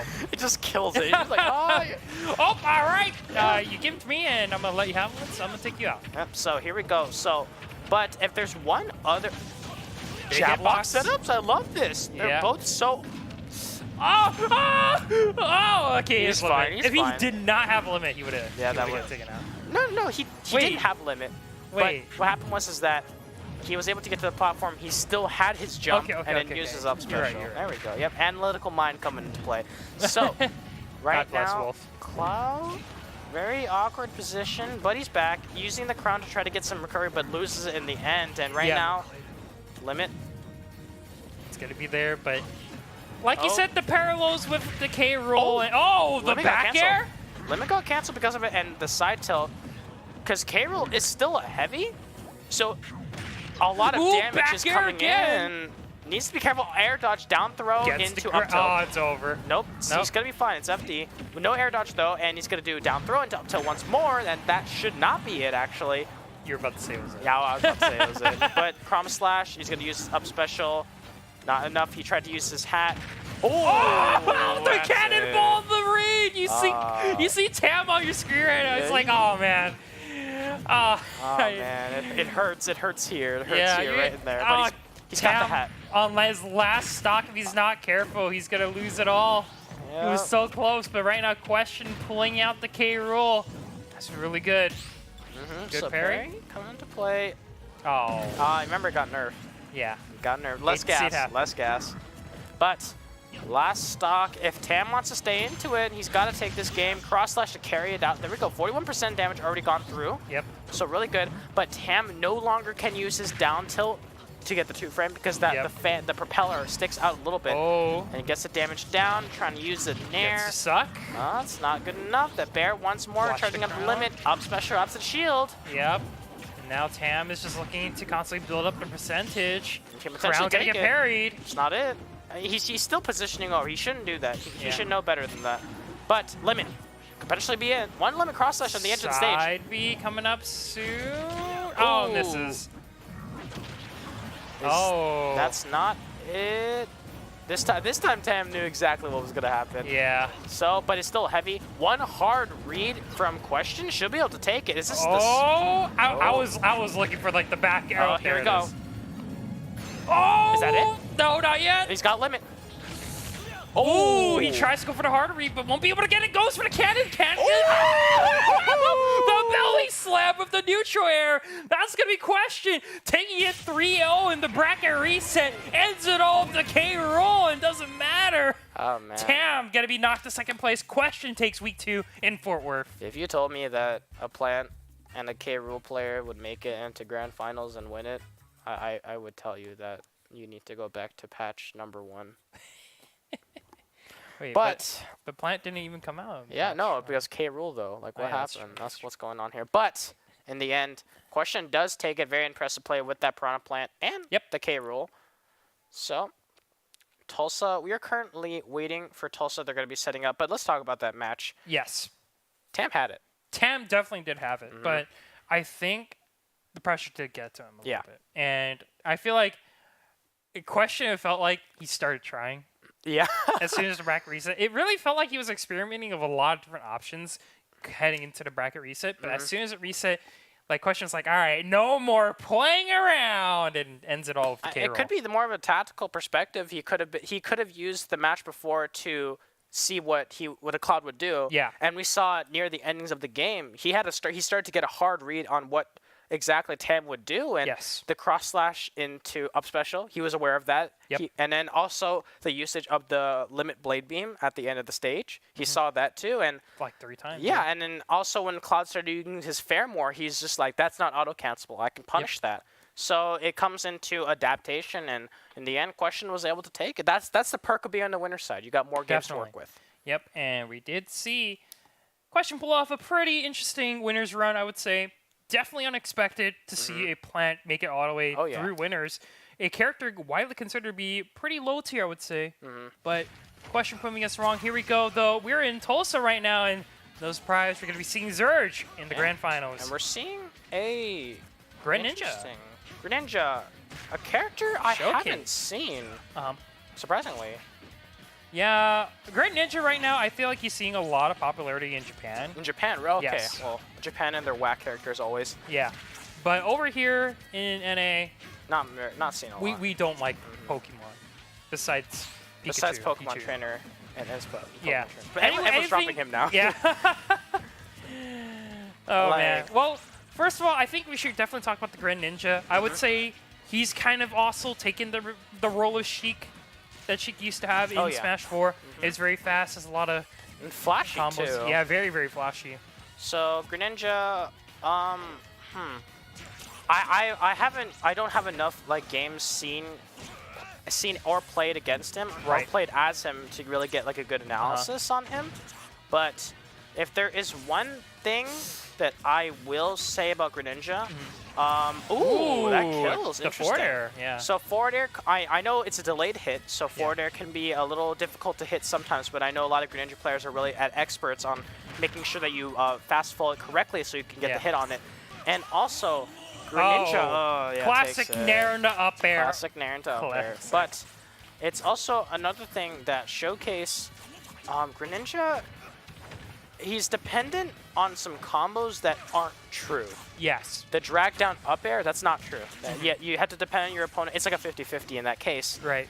And it's not like Smash 4 where you're able to get those footstool combos because those aren't confirmed either. And it's a really big struggle. Greninja in this game is a little worse. As strange as it sounds, he's a little worse. He's got better movement options, but his moves are worse in that scenario. But Showcase is doing pretty well, though. He's fighting against an Ike, and especially Ike should have an advantage against Greninja. Oh, yeah, Ike definitely will have the advantage because, once it gets into range. And, up B, unfortunately, not going to be able to connect with Ledge there.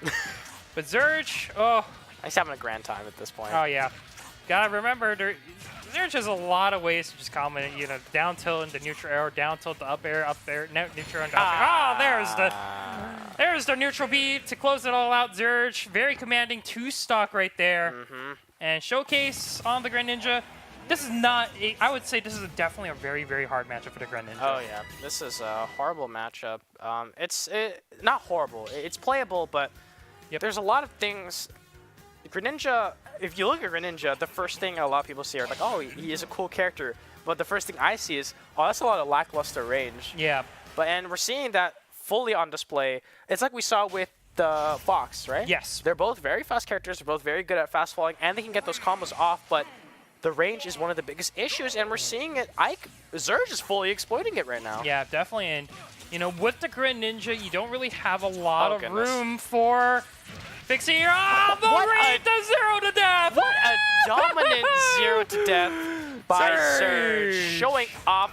He's proving my point. He's proving my point exactly, saying that sword characters are dominating, especially against these characters. Oh, please, Zurge, leave him alone. Oh, okay. He was trying to be a little bit flashy, but I think he could have definitely hit it with a forward smash or whatnot. Yeah, but he's fine. Great air dodge there, so he wouldn't get pushed by the water.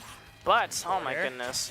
Zurge is having a completely big read on him. Uses the side special as well. He's so confident, and he can challenge the down air with his up tilt, because this is his joint. Yeah. There's so many disadvantages for Greninja, and I don't see any. Dash attack. I don't see any good ones for. I don't see any advantages that Greninja can have in this matchup. Sure, you can use the speed, but I mean, who cares? Yeah. There are, once again, there are a lot of tricky combos you can pull out with the Greninja, but if you're not able to get those strings off, with combo-reliant characters, you need to have a lot of experience of many, many different matchups. And unfortunately for Showcase, this Ike matchup is just absolutely brutal. Yeah, it's also the fact that Ike's easier to play, and that's not an insult to a character. It's the fact that he is easier to pull off. Yeah. And there's a reason people I love seeing people complain to pro players like. In Smash 4, everyone's just like, oh my god, why are a bunch of people picking up Cloud and Bayonetta? Yeah. These people, they need to eat. They need to get some money, and and this is what it does. And people are like, why aren't you picking like better characters? And it's because why pick Greninja when you can pick Ike and do so much more with less effort? Right, and I think it's not the character, it's definitely the mentality of players and their experience, that comes into fruition. The lower the skill gap or the skill ceiling that you need to reach, the easier it is for you to kind of just showcase your experience and your knowledge of the game. And being able to study different characters in different matchups, you're able to take simple characters like the Ike to shine. And Ike does have his flaws, right? He does have the recovery issue. He is quite a little bit of a slow character, but against characters who are light and unfortunately die pretty early, he is going to be able to have a little of dominance if he's able to read them quite properly. And also, and also remember that Ike, his arrows are great. His grounded, I love that. Did you see that option? That was really good. That was flashy though. That was nice. Was that necessary? I mean, it all goes. I love it. Yeah. But it's also in the aspect that I love that little crawlback by Showcase. Right. To get the perfect distance, but it's just that Zurge, it's just, I feel like it's too much for Greninja to handle. And takes the stock. I was wrong, but Showcase at 150. Zurge, there we go. A dash attack to take him out. So in this case, I love seeing Greninja. I love seeing characters that I don't see often. Right. But it just feels like that this matchup is just too difficult for the Greninja to handle. I would also argue that maybe it's just Showcase not having a lot of experience with the matchup either, right? With Ike? No, with maybe fully you unlocking the potential of Greninja, That's right? true, Because Greninja is a character that has seen a lot of success, but in different regions, right? And also Japan is one of those regions where they grind constantly. Yes. And those players are the ones that reach those skill ceilings a lot quicker. A lot quicker because we've seen it in history. This is not the first time. Smash 4, we've seen a Duck Hunt and a Villager, and people were so confused, and then everyone realized there's such big potential. You just need to put the time into it. So I would say give Showcase some more time, and we can see this Greninja do really well. Yeah, but unfortunately, if you don't hit that skill ceiling, you get really, really punished in this matchup, especially against a simple character like the Ike. And here we go. So once again, it's a Zurge. Even though Ike may be an easier character, we're showing how well he's able to put Smash fundamentals into play. Because if you have an easier character, you have more time to focus on the core basics that so many people ignore. Because parrying, excellent choice. Some people don't rely on it. Maybe people are just like, it's too hard, it's too inconsistent. Yes. But we're seeing Zurge completely pull it off correctly. So he's just like, okay, with Ike, I need to space correctly. I need to make sure that my recovery isn't as predictable. And then from there, he can go back and say, okay, how can I use my down air to disjoint correctly and make sure that I exploit it? But and there's the nair into up air, the classic punish. Yeah, and also, Ike, it's a great option and great usage of that one. He's recovering a little higher. Showcase, that could have been an up smash that would have been actually a kill, but unable to get it. So Zurge doing a great job. And it's just really good. There's a reason why people recommend easier characters for beginners, because you have time to learn the core basics. Right, and you know, every single character will always share those core basics, right? And it's really important to pick up, you know, the parrying, being able to learn how to edge guard, being able to space yourself correctly, you know? Ike definitely allows you to learn a lot of that, and definitely also allows you to learn a lot of the weaknesses, learning how to recover. See, because he's mixing up his recovery just like that, and it's just boots on the ground. You need to know this stuff, and Zurge is able to put that on full force, because I feel like that Showcase needs to focus more on his own character rather than the fundamentals you need to know. And Zurge also does, he doesn't just play to Ike, right? He has that Mega Man he can whip out if he wants, but seems that Ike is going to be the character of choice for this tournament in Tulsa. Showcase at 91. Taking his stock off Zurge, I would say a good punish for him to, unfortunately, punished Ike for the recovery. Yep, and gets it down, but the nair into up air. It's a classic. Classic. I mean, Showcase on his last stock. As boring as it looks, that's how you win. Yep. You just got to focus on the core fundamentals. And I keep saying that because it's so important, especially in Smash Ultimate. Yep. Because it's more character. It's not character focused anymore. It's more fundamental based. Like, you need to know edge guarding is super important. Smash 4, you couldn't really do that because it was super hard to do so. But now we're back, and now Showcase is starting to adapt. But will it be too late? Yeah. We'll have to see. Zurge right now getting to 71. Showcase definitely has to get the stock right now at this percentage, but he's at 89. This is not looking good. Yep. So he is in a perfect range for nair into up air, nair into up air. Oh, back air. Back air. it's just changing good. it up. Yep. But Zurge, very dominant performance once again. That's another 3-0 for him in Tulsa. He's gonna take it. He's gonna continue to be in first place, and Zurge showing why he is one of the best in Tulsa right now. But congratulations to Showcase for getting that second place finish there. The losers run with the Grand Ninja, I think, is no easy feat. Yeah, and we kept bashing on Showcase. Great. I loved his showing, though. He started to adapt at the end, but remember, it gets the pressure to you, especially when you're struggling so much against Ike. In your brain, you know, okay, he's going to focus on there. I need to respect it. But it's so difficult to get past that, especially if you're Greninja. And it's like you can't get into the Ike's like weakness, you know, the weak zone, right? You have to knock him off the stage to hopefully maybe get some gims here and there. But fortunately, Showcase not going to be able to commit to that. But we are going to be taking a short break after covering both Fort Worth and Tulsa. But when we come back, we're going to give you a lot more action around Esports Arena. And don't forget, we also do have Orange County we can always look forward to. So stay tuned, everyone. Don't go anywhere. Don't go anywhere. Yeah, don't do go it. anywhere. Don't do it. We're here. Yeah, don't.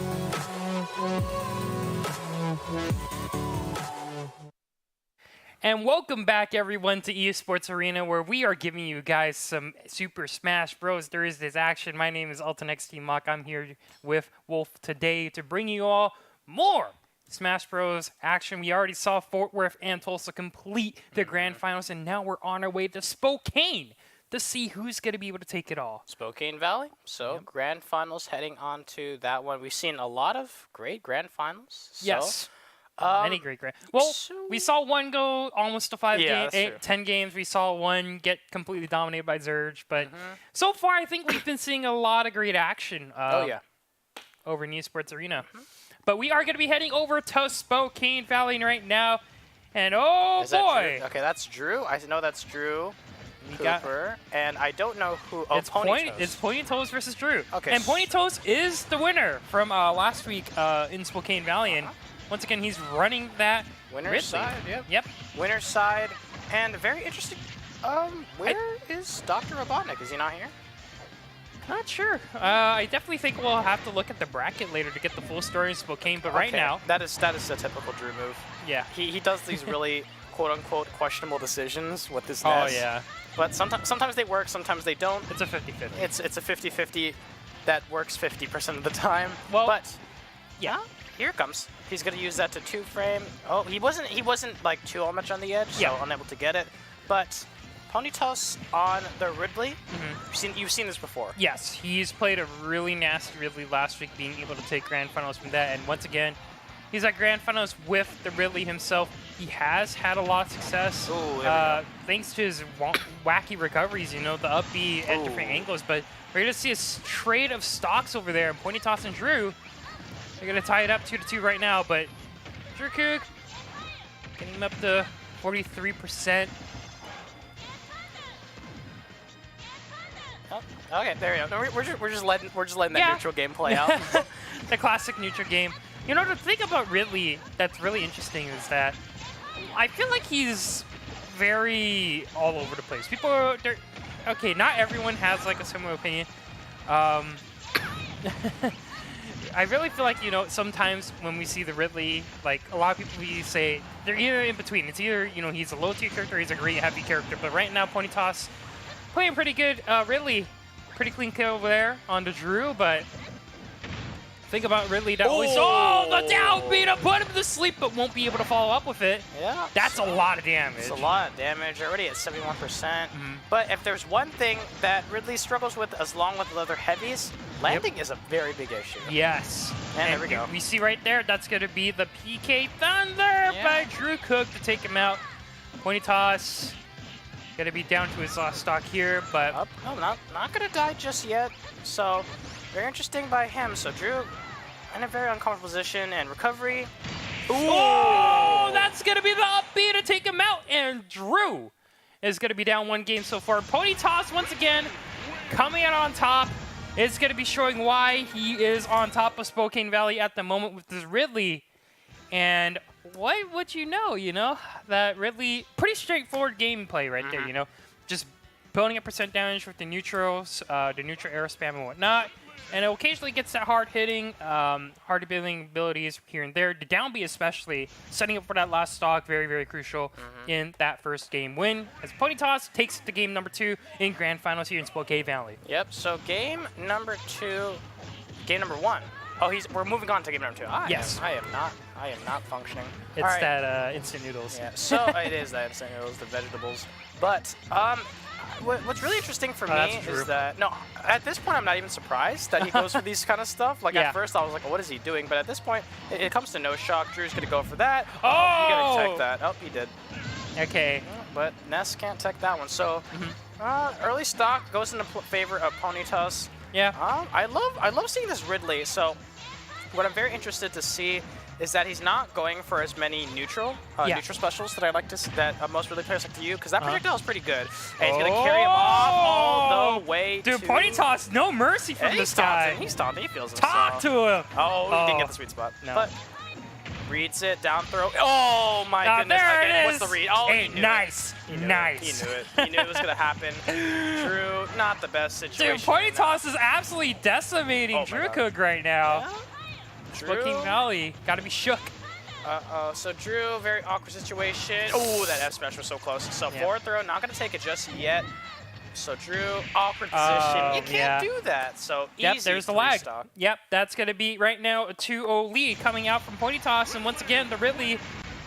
Very, very easy to punish mistakes right there. And Drew, his playstyle, very, very risky, right? We are seeing him do a lot of interesting options here and there. Unfortunately, he's gotten punished from it. And Pony Toss, got to be able to take a clean 3-stock from that. So very simple, very easy. Pony Toss, boots on the ground, really just... He was just like, I understand what to do. Yeah. And he just kind of did it. Drew, his high-risk... interesting reward. Does switch to the Lucas. I've seen him do this before, so not too big of a surprise. But Pony Toss on the Ridley actually is a surprise for me. Yes. Pony Toss, not really someone that not the Ridley player, but is picking him up, and I'm starting to believe it. And we're seeing that Drew is definitely struggling on that aspect. So you're proving me correct why Pony Toss did take first. And so Lucas and Ness. Yes. What are the differences between the playstyles? I really think when you look at Lucas, he has a lot more ways to zone, thankfully due to the knockback from the PK Fire coming out a little bit faster. And also has a little bit of a better combat game. Oh, there's the go to sleep. But he isn't able to get the full punish. Pony Toss has been really on point with that. I think the biggest thing about Lucas, though, the PK freeze, a very, very useful tool in getting some early kills in here and there. I don't remember. Is Pony Toss on the? Is Pony Toss wearing the hat? I think Pony Toss is wearing the hat. I've seen him pop off here and there. Oh my God! It's LB. How does he keep landing them? I don't know. It's not a move they usually see. Like he's going for more. He's still going for it. He wants it more. Oh my lord! This is a night of 3-0s right now. Oh, he's going for it again. Oh no! And do you remember, guys? This is the final. Potentially the final game. Yes. So that's it. Oh! Magnet hand. Magnet! And don't you just love that? Oh, isn't able to grab the ledge. Oh God. Drew, you gotta be careful. Yep, so trying to land the grab. Back air takes him out. Yep. He's taunting. He feels himself. He feels. Oh, the taunt! The shield!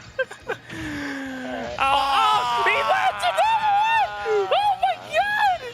He's just taunting. Do you see Drew? Good lord! Do you see Drew? He's shaking his head. He's like, oh my God. Drew's just like, what do you do, man? Pony Toss is insane right now on this Ridley. Good lord, somebody stop this man. He tried to use his up special to try to get Drew, but not working out. Do we see another down special before the stock ends? Yes. All right. Oh. It'll be It's what Pony Toss will win the game with, I think. Down he's going for the up piece, man. One more. Oh, the up B. Oh my God. What a style for Pony Toss. He's going to take Spokane Valley with a 3-0 right there. Oh my gosh. And we're not even done just yet. We're going to be heading now over to Orange County here to winner semis to see what's happening downstairs. We got Nitro versus YMCA. Ooh, interesting. So, very interesting. So Nitro, this isn't he is a Richter man, I do believe, but YMCA. Oh my okay, all right. That's how we're gonna start off, OC. So we're starting off Orange County. See you, YMCA. YMCA, gonna be singing the song of his people, sadly. But so YMCA. Yep. Before I was rudely interrupted by that sick combo by Nitro, he was a DK main. Yes. So, and he did very well with him. And no. Okay. He didn't believe it. He went for the third. Stop it. Nitro, please. Nitro, you gotta stop, man. So, very interestingly, he tried to go for he tried to edge guard a Wario.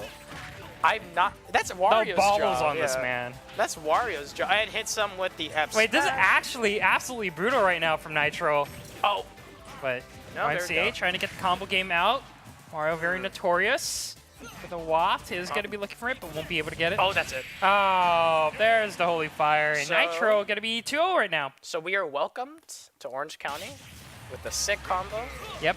And easily domination by Richter. You see players on the screen right now, downstairs in Orange County. That's YMCA right to the right side in that shirt. And we see the Richter player right on the left. Nitro, chillin' billin'. Absolute lad. He has to feel pretty good. If he wins this, he goes into winners finals, and Who doesn't want to be in winners finals? Who doesn't? And very funny enough, I don't see Sweet Tea here. And you know Sweet Tea, right? He is on. I don't remember where he's on the SoCal. He's on the SoCal Powerless. Yeah, I remember Sweet Tea. Great Pokemon trainer player. He was at the Oakland tournament that I was at. He actually was playing doubles with Larry Lur. It was really fun to watch. But we're seeing right now a little bit of a debate going on about what map to pick next, or either map or character swap. We'll have to see. And what will it be? Take your time, YMCA. All right. Take your time. Take your time, YMCA. Does he go back to the DK, or he's sticking with the Wario? Oh, there's the Wario. All right, so he's sticking it. He's sticking with the Wah. Wah.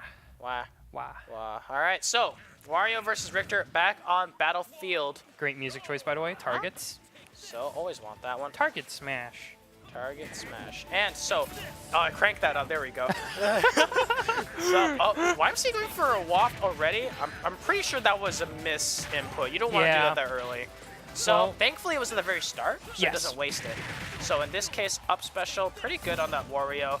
And so, right now, if you are YMCA, what's your game plan against Richter? Right now, if you're YMCA, you don't want Nitro to get that distance. You don't want him to be able to spam projectiles. And with Wario, thankfully, you're able to easily close the distance quite well. You don't want...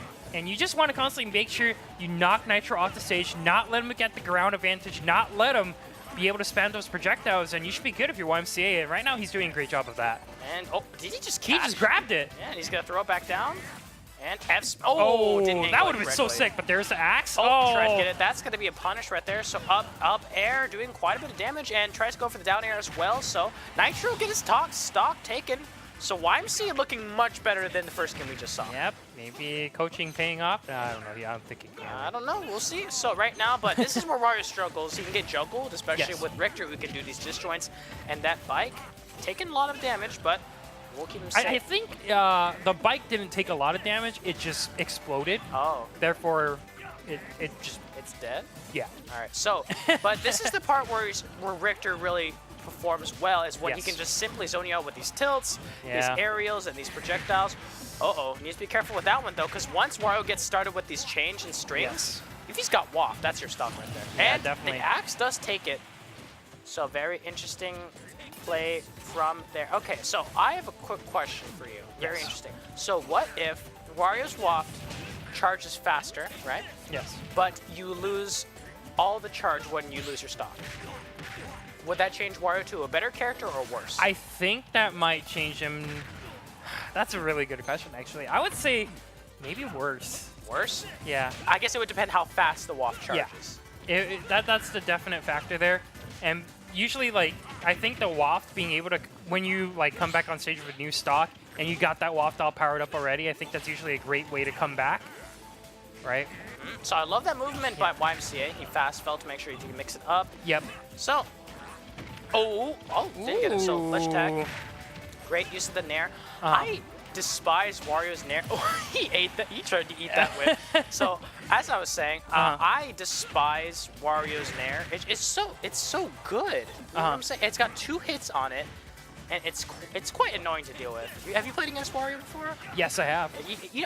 Okay, when you think of Wario, is the first thing you think of is superior air mobility? Not really. Yeah, well, apparently that's what that's what he does. It doesn't make any sense, but in this case, YMCA not allowed to get back on the stage at all. Currently, Nitro is dominating it, and that's what Simon Richter wants. If they get the lead, it's incredibly hard to get back, and that axe was so close, but the fear because of that. He had the waft. He could have used the waft to get back, but he was too afraid of the axe. Right. YMCA eliminated from, that was losers. Winners, right? Winners so semifinals. He's going to go to losers. Yes.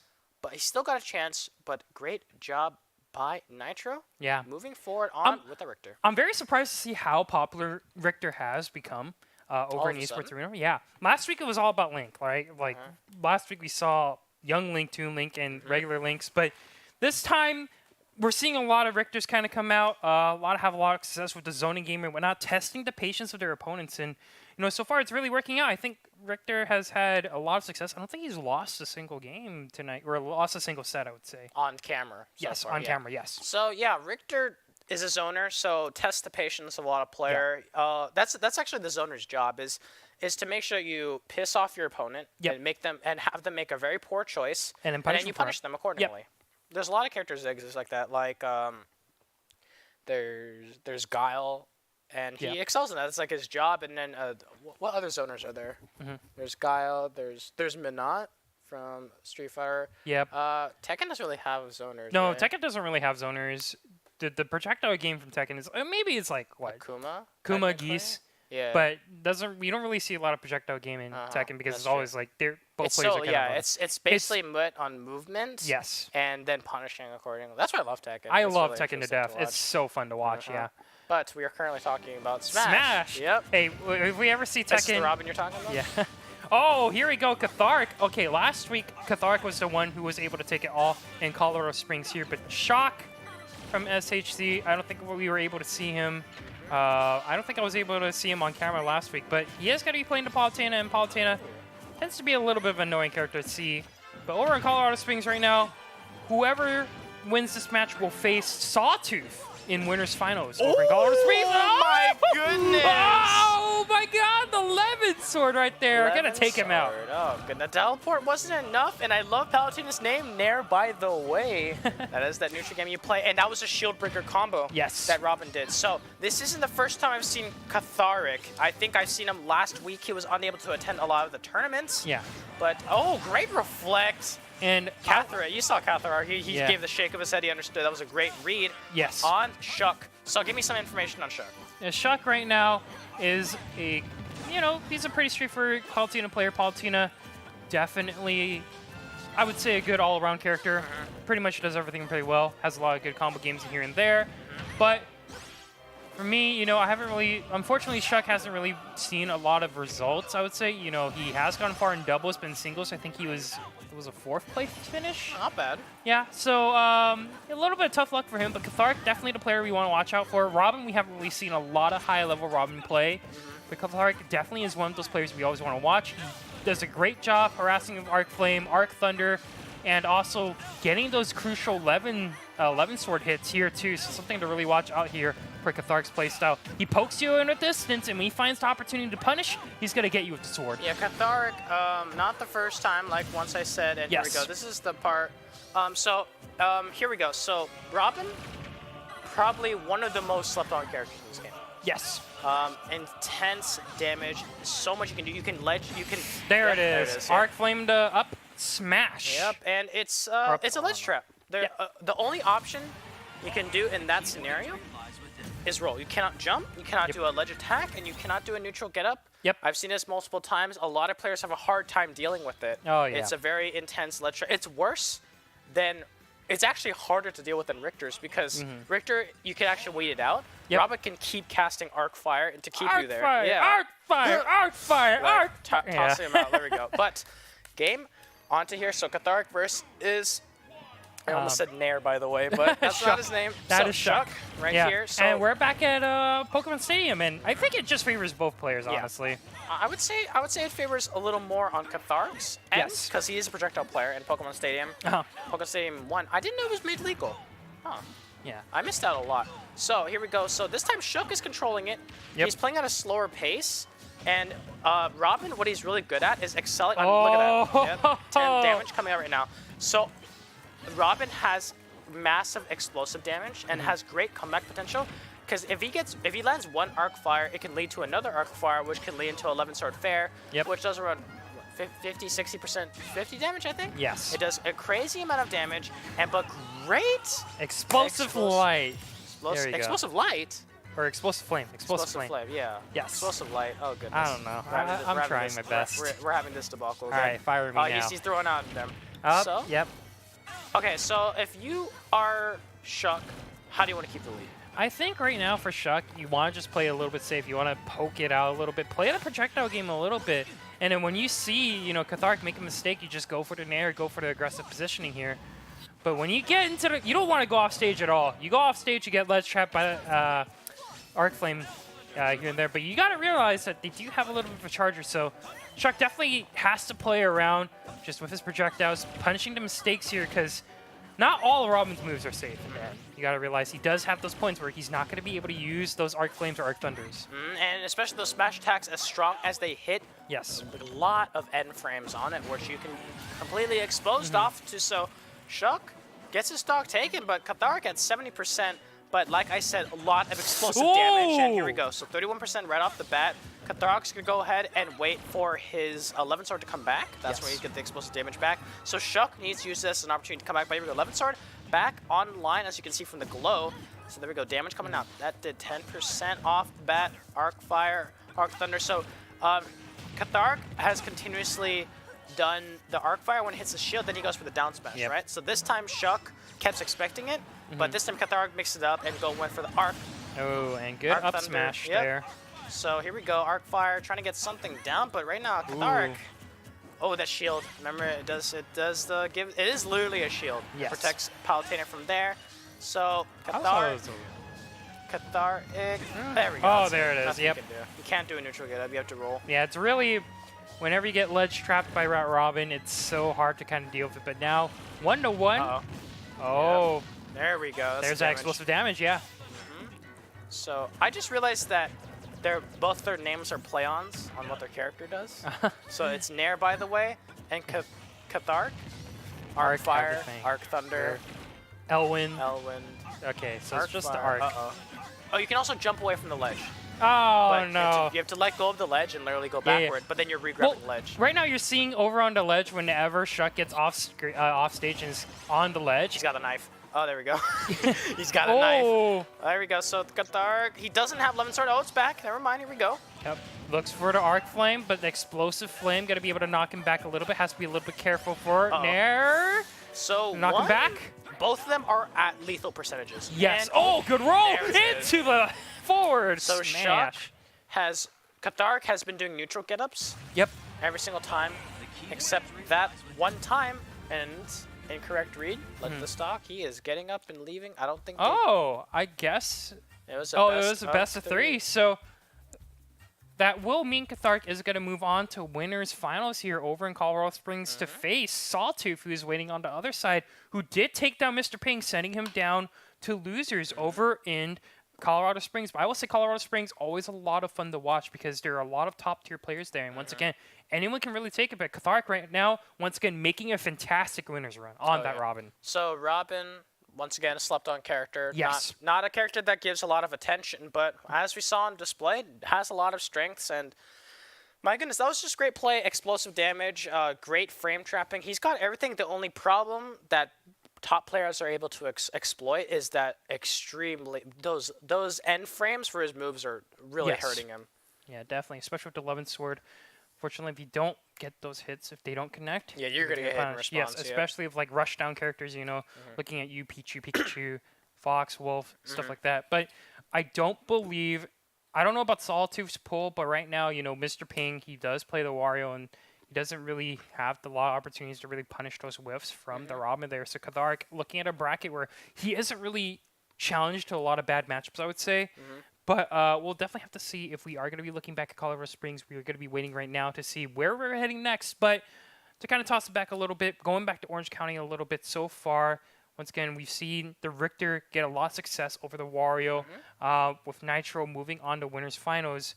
I'm really interested to see on how everyone's going to be shaping up as we're not seeing Tornado 92 at the moment just yet, who did win Orange County last time. But Colorado Springs, we are going to be looking at, I believe, Cathark taking on Sawtooth, which is the Richter. So we're seeing Richter once more, bumping fists. Here we go. Oh, goodness. So, two projectile characters, but one's got a bit more range to work with, which is Richter in this case. But so even though Sawtooth has got some range to work with, he's got a little bit of advantage, Cathark's recovery is so much better. Oh yeah, by a long shot, but that's why we're seeing Pokemon Stadium's stage here, because recovering low, not really too big of an issue there. When you're looking at... Oh, goodness. So I would just say, I think this is Sawtooth's stage of choice to start things off, but then when Cathark gets stage of choice, we're going to definitely see stages like maybe Kalos, kind of come into play? Or what's another big stage that I'm missing out on? Robin players actually don't like big stages. Really? Because what happens is that Catharic hits so hard, you can actually kill people extremely fast. Right. So this stage actually could work in Catharic's favor. Sure, Sawtooth gets the advantage of having the better recovery, right? Yep. But at the same time, you Oh. can get scared off by that, Yes. and you'll take the stock. And Catharic only lost 21%. Look at that. Yeah. So this could be a problem. Yeah, definitely. Catharic, you know, I would say very, very comfortable with this matchup, mainly because it's zoning character versus zoning character. And once again, you know, the biggest weakness for Robin's those rush down characters. If he's not, you know, if he whiffs those 11 swords hits and whatnot, he can definitely get punished. But, you know, you look at Richter, he's more of a burst character. He's only going to be hitting you in chunks, right? And Ooh. so Doing bad there, but even percentages, essentially, but stock advantage. Oh, no, he got hit back. So can't deal with that. So I like Sawtooth's usage of his down air. Yep. But I feel like that if you use it too much, it starts becoming predictable. And there we go, up air. Oh, no, that's a punish. No. Oh, no punish. Oh. He fast fell just enough, and he landed on the opposite side where Catharic was facing. Yep. So it threw him off. Oh, but that arc fire. Doesn't have the 11 sword just yet, though. It's back. There we go. Yeah.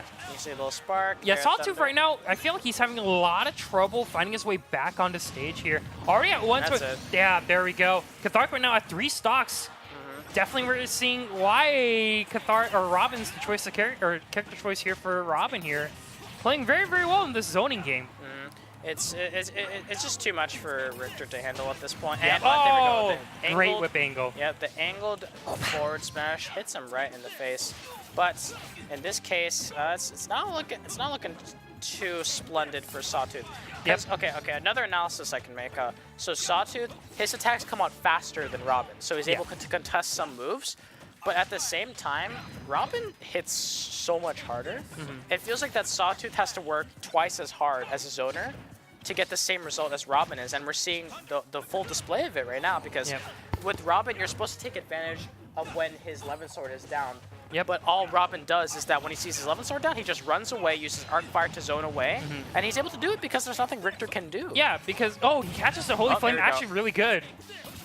But yeah, like I said, once again, you know, the weakness when you talk about Robin, you gotta rush him down. But Richter just doesn't have that with his tools. Yeah, I like that. The roll. Good stuff by Sawtooth. So, see, Catharic also has an easier time recovering, and if that was a down smash, that would have hit, but unfortunately not going to get it. So, yeah, here we go, looking for something. Yeah, it's that 11 sword. And it's about to hurt. 11 sword's got 2 more hits left, and looking for something, 1 more. And then 9. No, it's going to be charging for a bit, so. 5, 4. Oh, he hit him with that one. Nice. 3, 2, 1. There we go. There we See, go. we predicted it. Yeah. Nice job. Nice job, Wolf. So, Catharic, like I said. Oh god, Crom looks so awkward, doesn't he? Why is Crom there? Oh yeah, that's right. Because of the Smash old 4, one, he's like part of his final smash. Is he a part of his final smash in Ultimate? Yeah. No, not anymore, right? Yeah, no, he is. Is he? I think so. I mean, Oh, there we go. Divine Bloodlines. I like that. I like that choice. Catharic is in a lot of trouble now. He is. Okay, so Richter and Robin. Okay, so Catharic has got some time. He wanted to make sure they got the right Richter color. Yeah. Like, he made sure for it to appear. He's like, wait a minute. So, there we go. Catharic versus. Oh, God, I forgot. I keep forgetting the name. So, it's Catharic and versus Sawtooth. Sawtooth. Okay, There you go. Sawtooth. There we go. So, in this stage, home stage for Richter, Yes. what can he do differently? You know, more platforms means more angles for your axes, more ways to kind of just jump around and continue playing the zoning game. And right now, if you're a Sawtooth, you know, you don't have a lot of options to kind of just completely like combo out Catharic whenever he like whiffs something. So I guess right now you're looking at the projectile game, but so far at least it looks like, you know, Catharic, not even phased by the new stage choice, is still able to build up so much percentage. Yeah, and also I feel Nice. like that a reason why Sawtooth also picked this one is that his projectiles go through the platforms, which can give him an advantage in this case. So Catharic, great usage of his recovery. I like how he's mixing it up. Most Robin players like to recover low, but there we great go. job. Holy Sawtooth, Flame. with the magic percentage as well. It's gone now. Cathar realized that quickly, but here we go. So right now, Sawtooth needs to kind of run away and get that percentage down. See, he rolled. That's how you escape those. That's how you escape the ledge trap. I'm glad Sawtooth knows exactly what to do. Yep. But here we go. Gonna use it. Oh, he uses I love that. Oh, and rolls again. Yep. Rolls into the shield. That's what you want to do. Yeah. So that's what Cathar wants. He wants to be in those positions where he can cover the roll. Yep. It's because it's almost inescapable, and the down. He had to take it. He took the arc fire just so he wouldn't get his shield broken. Yep. So he's looking for another chance. No 11 sword right now, so this is a perfect opportunity for Sawtooth to punish, and now the L sword's back. Oh, but there it is. the problem is that even though Sawtooth realized that's an opening for his opportunity, he's at 148%. Nothing much he could really do. So back again, they're going to be throwing projectiles at each other like it's a tennis match, or a dodgeball match, I should say. Yeah, more dodgeball. So roll once more, but this time Cathark is onto it. So yep. Oh, good. Fair over there. So right now it's gonna be kind of an interesting situation. Throws the knife right out, throws the blade, I should say. No 11 swords, so not a lot of damage as he would want. Yeah, but still, 104, very good. Oh yeah, Sawtooth. Great usage. Actually, like the Elwind actually connected with Sawtooth and the yeah. So Cathar, great usage of the Thunder. It hit him just for once. Yeah, it's easily gimbable, but here we go. Oh, combo? Goodness gracious, what are these down air combos that we're seeing from Sawtooth? But here we go. Trying to get onto it, and it's winners finals. It is a best out of 3 though. Best of 5 for winners finals. Oh, best of 5. Okay, there we go. It's semifinals that it wasn't. So there we go. The fast fall fair. Oh, if he took the stock, he actually Z-dropped it to make sure that he could try to clip it. It really feels like right now. Oh, almost gets the full combo, but yeah, won't be enough to kill. But, gets the whip. Up. There we go. All right, I was about to say, Cathark has a pretty good grasp on this game with the 1 stock lead, but now it's got to be even 1-to-1. Sawtooth just cannot get caught up into Cathark's projectiles, because that's where most of the hurt's coming in, the Arc Flames and the Arc Thunders. That's exactly how it works. Down tilt, right. Oh, that's it. Oh, no, he's going to be fine, yeah. Okay, wow, yeah, the down B. Dude, that rarely lands, actually. Yeah. It's got a pretty big hitbox. It's like a command grab as well. As weird as it looks, it is command grabs. There we go. Tries to use the Arc Fire to read the fair 111 Sawtooth. Oh, the Holy Flame, yeah. It's going to be the last, I don't know. The last flame he's going to be up there. So, Robin, once more, we get to see Crom pose with him, all fancy. So there we go. So, not looking too good for Sawtooth. He is down quite a bit, and they're going to be in the same map. I doubt he has another character swap, but once again, he's like, Richter is just going to struggle so much in this matchup. He can't win a projectile fight. And he has to find ways to kind of just catch Cathark off guard, but right now, Cathark, I really feel like he has a matchup to unlock. It's just a really unfortunate character matchup when you look at the Richter, and right now it's just Sawtooth just trying his best, but in winners finals, it's looking like Cathark may look to 3-0, but once again, home court advantage. Yep, anything can happen in this game, but there we go. So Cathark doing a great job. That down tilt, the down tilt from Richter can actually get you through under the projectile, so he could use that more as an aggressive option because he's not winning the projectile game. It's not working at all for him, and it's just going to make it worse. He tried to use the Elwind. Yeah. I like the usage of that one. So Cathark. Oh, he caught it this time. Great read. I like the down air from Sawtooth. Is that it? Oh my God! Splats onto the screen. There we go, Sawtooth. That's exactly what you need in order to stay into this match. Let's see how big he can build the lead up. But oh nope, the 11 sword. Got to take him out. We hyped that up for nothing. But moving on. No. That was still pretty good stock. Still pretty good. There we go. Almost gets a shield break. Yeah. That axis the wrong way though. Yep. So. But still, a lot of the up tilt catches it a little bit. This is the match we want to see. You're getting a little. Yes. I think this is Sawtooth finally starting to realize what he can do. Yeah. And right now, he's like a turret. He's standing in place, throwing up projectiles. You look at Cathark right now. He's having a lot of trouble to get the arcs out, and you know Sawtooth right now has full control over the stock. But not anymore. I just jinxed it. There we go. No, he still has it. He's got plenty of time to work with, and he uses the down air. Another one? That's not it. No, not unfortunate. Oh, but Cathark. You got Elwind.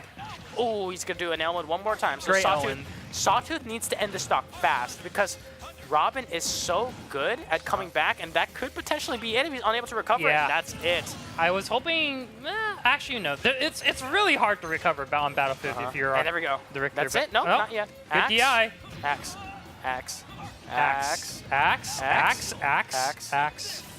Not axe. Whip. Uppercut, not it. Axe. Oh, that was actually pretty sick. I don't even know what's happening. The at Holy this point. Flame into cross. Oh, there the we whip. go. Yeah, it's gonna. I really don't know what happened for the past 30 Yeah, seconds. honestly. I'm pretty sure Sawtooth has no idea what he did either. So, right now, final stock, potentially. Yep. Sawtooth's got a lot of work to work. He's got a lot of things to work on. But can he come back right now? Cathark, but Oh, it seems great Arc Flame. Cathark is controlling this game now. Yeah. And Sawtooth's got to there it stop is. going. He can't go. He for has those to stop the downers bleeding, anymore. yes. Yeah. He's got to stop defaulting to that option. It does not work anymore. And there we go. The bow. Good Oh, there we cross. go. Ooh. Unable to find it. Uses the down tilt. I like that. This is the opportunity for Sawtooth right now. No Levin Sword. But the problem is that the window is so small. Yeah, it's really, really small. And, you know, believe it or not, Richter is not exactly the fastest character. Yeah. He can't close the distance immediately as soon as he finds the opportunity. Once again, it's all about those projectile games, and unfortunately, you know, Sawtooth not having the best for the first 2 games, but for the 3rd game right now, he's finding his way. Actually, Cathark in really high percentage could get taken out if he's not careful. Looking at an axe and a Holy Flame. There we go. Angling downwards. Oh. Great use of the Cathark, making sure he held onto it just for the last one. One Grab Arc Flame. misses. No Ooh. ups. No up special at all. Trying to go for it. No Levin That's- Sword, can't kill yet. Oh, goodness. If he had the Levin Sword, that would have been it. Oh, parry! Oh, that's not enough. Oh, this could be really bad for There we go. Cathark if he's not careful. Oh, God. Good so shield. He's back. So right now, they're both resetting at this point. Levin Sword is active on Robin right now. Yep. So one fair or one bear should be It's the taken. projectile. that Oh, axe. axe almost breaks the Oh, no. shield there. Yeehaw! You're back on stage with the Arc Flame. Gonna knock him back. Do we see it? Okay, the back throw, not able to take it just yet. So Sawtooth jumps right over it, uses the Good parry as whip. well. He's fine. This is getting awfully close. He has no. Sawtooth wants this, Oh. but so looks Cathark. So here we go. Axe will be able to. Oh, that was so No, close. not yet. And that's it. No, he didn't angle misses it. the whip. He SDI to the top. He's gonna be okay right now. This is so close. Cathark right now, so high percentage, but so is Sawtooth. Both players looking for the projectile. we go. There's the Vampire Killer. That's going to be Sawtooth bringing it to 1 game. To game number 4. Really good set there, I would say. Oh my goodness. Wow. What? Let's go, Sawtooth. There we go. Sawtooth not going down with the fight, so he's gonna take a game off. Very, very close though. Yes. But even though even though I loved watching it, it felt like it was Cathark's game to lose. Oh, yeah. Definitely. And, you know, I feel like Cathark at the end, most of his victory so far has been just being able to outpace the projectile war. But unfortunately, you know, when Sawtooth is able to catch up, when they're both in 8%, now it's that 50-50. And I feel like Cathark has a little bit of trouble getting to the Richter there, right? You know, he outranges him and has a lot more options, kind of just poking him out. But we'll have to definitely see if that is going to change here. Cathark now has, you know, brought back the stage to the Divine Bloodlines, back to Battlefield, I guess. Cathark does not mind staying on that. So no Levin Sword, but quick damage already, 35% right off the bat. So Cathark back to being this projectile game, and we're seeing Sawtooth playing a little differently. This is what I like to see. He's adapting. Because, you know, Sawtooth is starting to realize, right, there are points where Cathark isn't able to constantly apply pressure, and now, you know, you see, it feels like there's a role reversal. Sawtooth now is playing that projectile game. He's constantly looking to harass Cathark as compared to the past 3 games here, but Cathark, though, still in it. So he's going to be okay. So really close, though. So using the down tilt to get away from the arc fire. I like that. And uses his own holy fire as well. Throwing out the boomerang, making sure to keep it on there. So there we go, good axe. See, it's going through the platforms. This is exactly what he wants to use to his advantage. So Cathark, oh, he's going to be okay. Gets hit up by that back air. Great tech form, but the axe catches him up. And another one! See ya! That is Sawtooth taking a stock there. Finally gets to have the lead, but let's see how long he's able to hold on to it. I think if he holds on to it much longer than usual, then Cathark's going to have some trouble to deal with. I enjoy this. There we go, Sawtooth. He's got a hill to climb, but he's got all the momentum in his favor. The axe catches him once more. Not another gonna axe. catch the other one, but it's very close, forcing the air dodge to come out. Uh-oh. Oh, great recovery usage. He has to roll, but it has a back hitbox on that down smash. Oh, goodness. So use the Nair. Can't roll away from that one's got a nice amount of range. But if you're Sawtooth right now, you got to feel really good. You have that 51% lead. If you go into your next stock, you know, Sawtooth is just looking to continue building it. 72% right now. Axe not going to hit.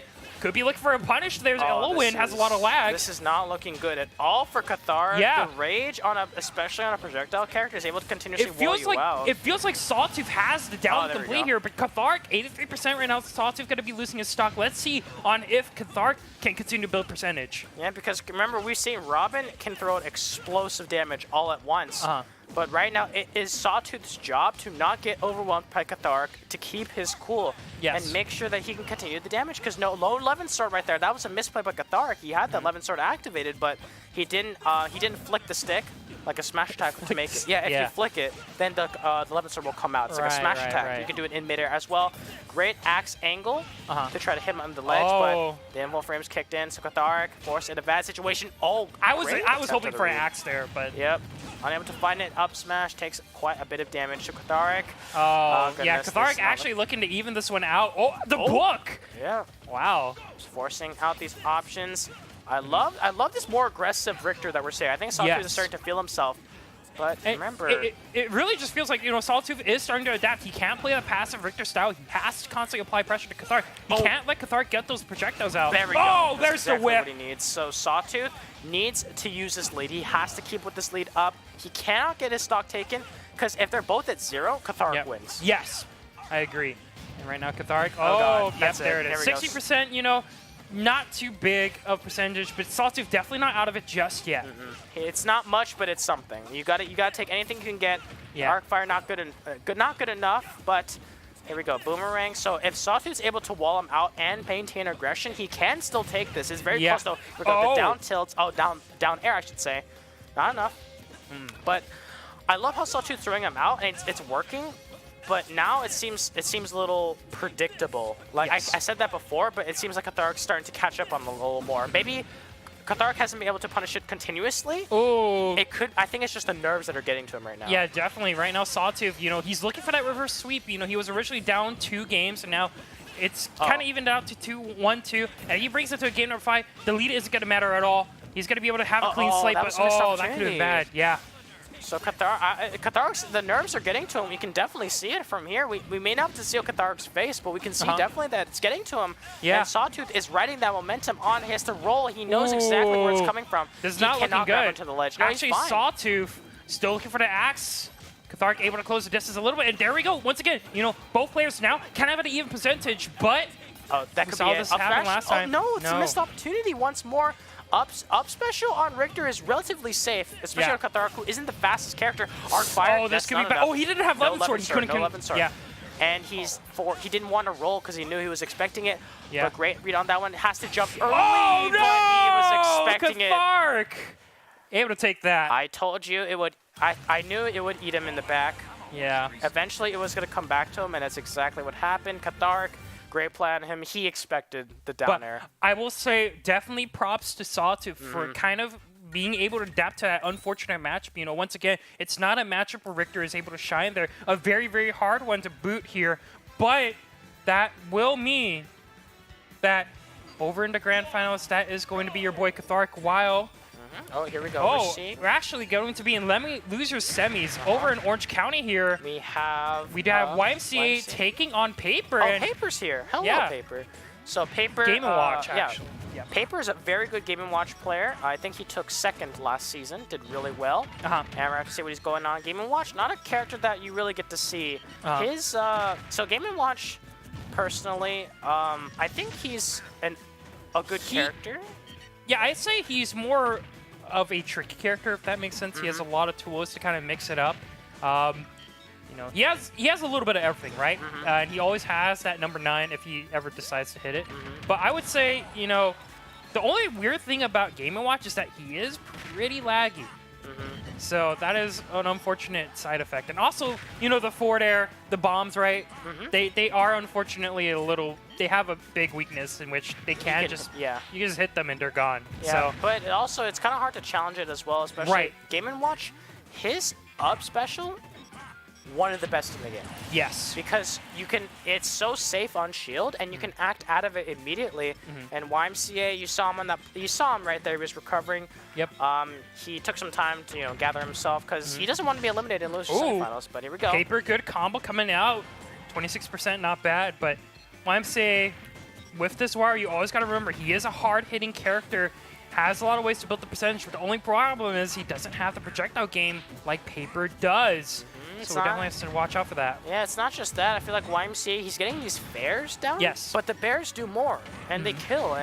But there we go. Finally gets the stock, as I say. But YMCA struggling. Oh. It seems that all of a sudden a lot of people are picking up Wario after like the players who play him. Tweak. Yeah, after they dropped him, you know what I'm saying? It seems like everyone now all of a sudden is picking up Wario. Like Mr. Ping picked up Wario. Yes. Now we're seeing YMCA pick him. We have Zachary always had a Wario under his belt, but is it? I always feel like, you know, the reason why Wario's getting picked a lot is just he is a kid. Oh, that's it. Oh no, he's fine. There we go. Yep. Love the recovery. The reason why is like I feel like Wario's just unexpected. Oh yeah, here we go. But Wario's a very unexpected character, right? You don't expect him to be this fast. You don't expect him to build that damage really, really fast. You don't expect those wafts. He has a lot of uncertainties, but as the series goes on, you start to read on what the Wario will constantly go for, right? And that's, I kind of like, he has really good pros, but he also has some pretty unfortunate cons, right? So Paper just used his side special. He got a ooh, good waft, but won't be able to kill. Yes. Great momentum cancel by Paper to make sure that he stays alive. But this is the problem. Oh, goodness. So they clashed right there. Yep. So Paper used the side special, and he got a 1. So I'm expecting a 9 on the very next one. Oh, yeah. Well, I'll hold you to that. Let's see if we get the 9. That's going to be the perfect to save him back. The Bell not going to be doing much. Oh. There we go. So here we go. The Toots and the Fish coming in as well. Using the jab as well. Jab into grab. I like that. Oh, and tried to read the roll. It came out. So you see how good that up special is? Yes. It's very good. It's completely safe on shield. If you even if you miss it, it's so safe. Really, and really he's good. going to go for the down tilt. Oh, that killed. Interesting. Down tilt on the shoulder tackle. Very, very nice. I don't think Paper was expecting that. And I was not expecting that either. Yeah, I think it was just a DI there. But Paper right now with this Game & Watch. Oh, the bomb. 94% lead. But that could be silenced very fast if you're not careful. But Wario does not have waft. Yes. So it's not as high pressure, and YMCA. Uh-oh. Oh, no, he should be fine. Oh, actually, air dodge is a little bit early there. He's going to be fine, though. So the clash is in the end. I was Give me a 9. Give me a 9. Uh-oh, it's going to send an awkward angle. Go for it. Oh, great tech. Oh, but it couldn't tech the second one. Failed the tech test. Hey. That's it. The Keyblade Master. Was it the 13 Darknesses? Yeah, you don't need Sora. You have Game & Watch. Yeah. So YMCA, unfortunately, will be eliminated. Paper will be moving on forward. Yeah, I believe Paper is going to be moving on to losers finals now because this was the losers semifinals. And I want to say, you know, pretty unfortunate. He does get taken down by the Richter and the Game & Watch, but I would say it's very, very hard matchups, or two very difficult or tricky matchups, I would say, for the Wario player, you know. Wario does not like being zoned out. Wario does not like projectiles. Wario does not like characters who have small hitboxes, and unfortunately the Richter and the Game & Watch will be ending his run here in Orange County today. Yep, so unfortunately for him. But Paper moving on forward, great Game & Watch player. Game & Watch is a character that you don't get to see a lot. Really janky character, not a very popular character either, so those two combinations don't really work out. But we'll be moving on forward into the losers finals, which will be decided by, it will be either, who is it going to be? Well, before he's going to check that. I'm kind of excited right now. We've already had like such a great week. Yeah, week number 2 right now I think is very, very great. Week number 1 though, I will say, very exciting way to kick off the season, definitely. But we've already seen Tulsa, we've already seen Fort Worth deliver with great series. You know, Piranha Plant and King K. Rool being able to take over in Fort Worth, and still seeing Zurge dominate Tulsa. Once again, a 3-0 grand finals for him. With an Ike. Yes, with the Ike too. You know, last week was the Mega Man, and this week is the Ike. So definitely we have a lot of things to watch out for. And as the season does progress, we start to see who's going to be the ones we're looking at. Is you got to remember, the ones who are going to be making it to the top are going to be looking to see if they are going to be going to E3. That is true. And also, it's not just that. We also have some players there who are not here yet. Yep. Which will be coming back. I love seeing the new faces, but I do want to see the old ones. Sweet Tea, I do miss you. I do miss your Pokemon trainer. I do want you back in Orange County. And you did really well in Oakland, and he's a very great player, very talented. He's got a Pokemon trainer, he's got a Pichu, a Pikachu, and as well as a Palutena. Really flexible character, and as well as Dr. Robotnik, also a great top player, was able to win his region.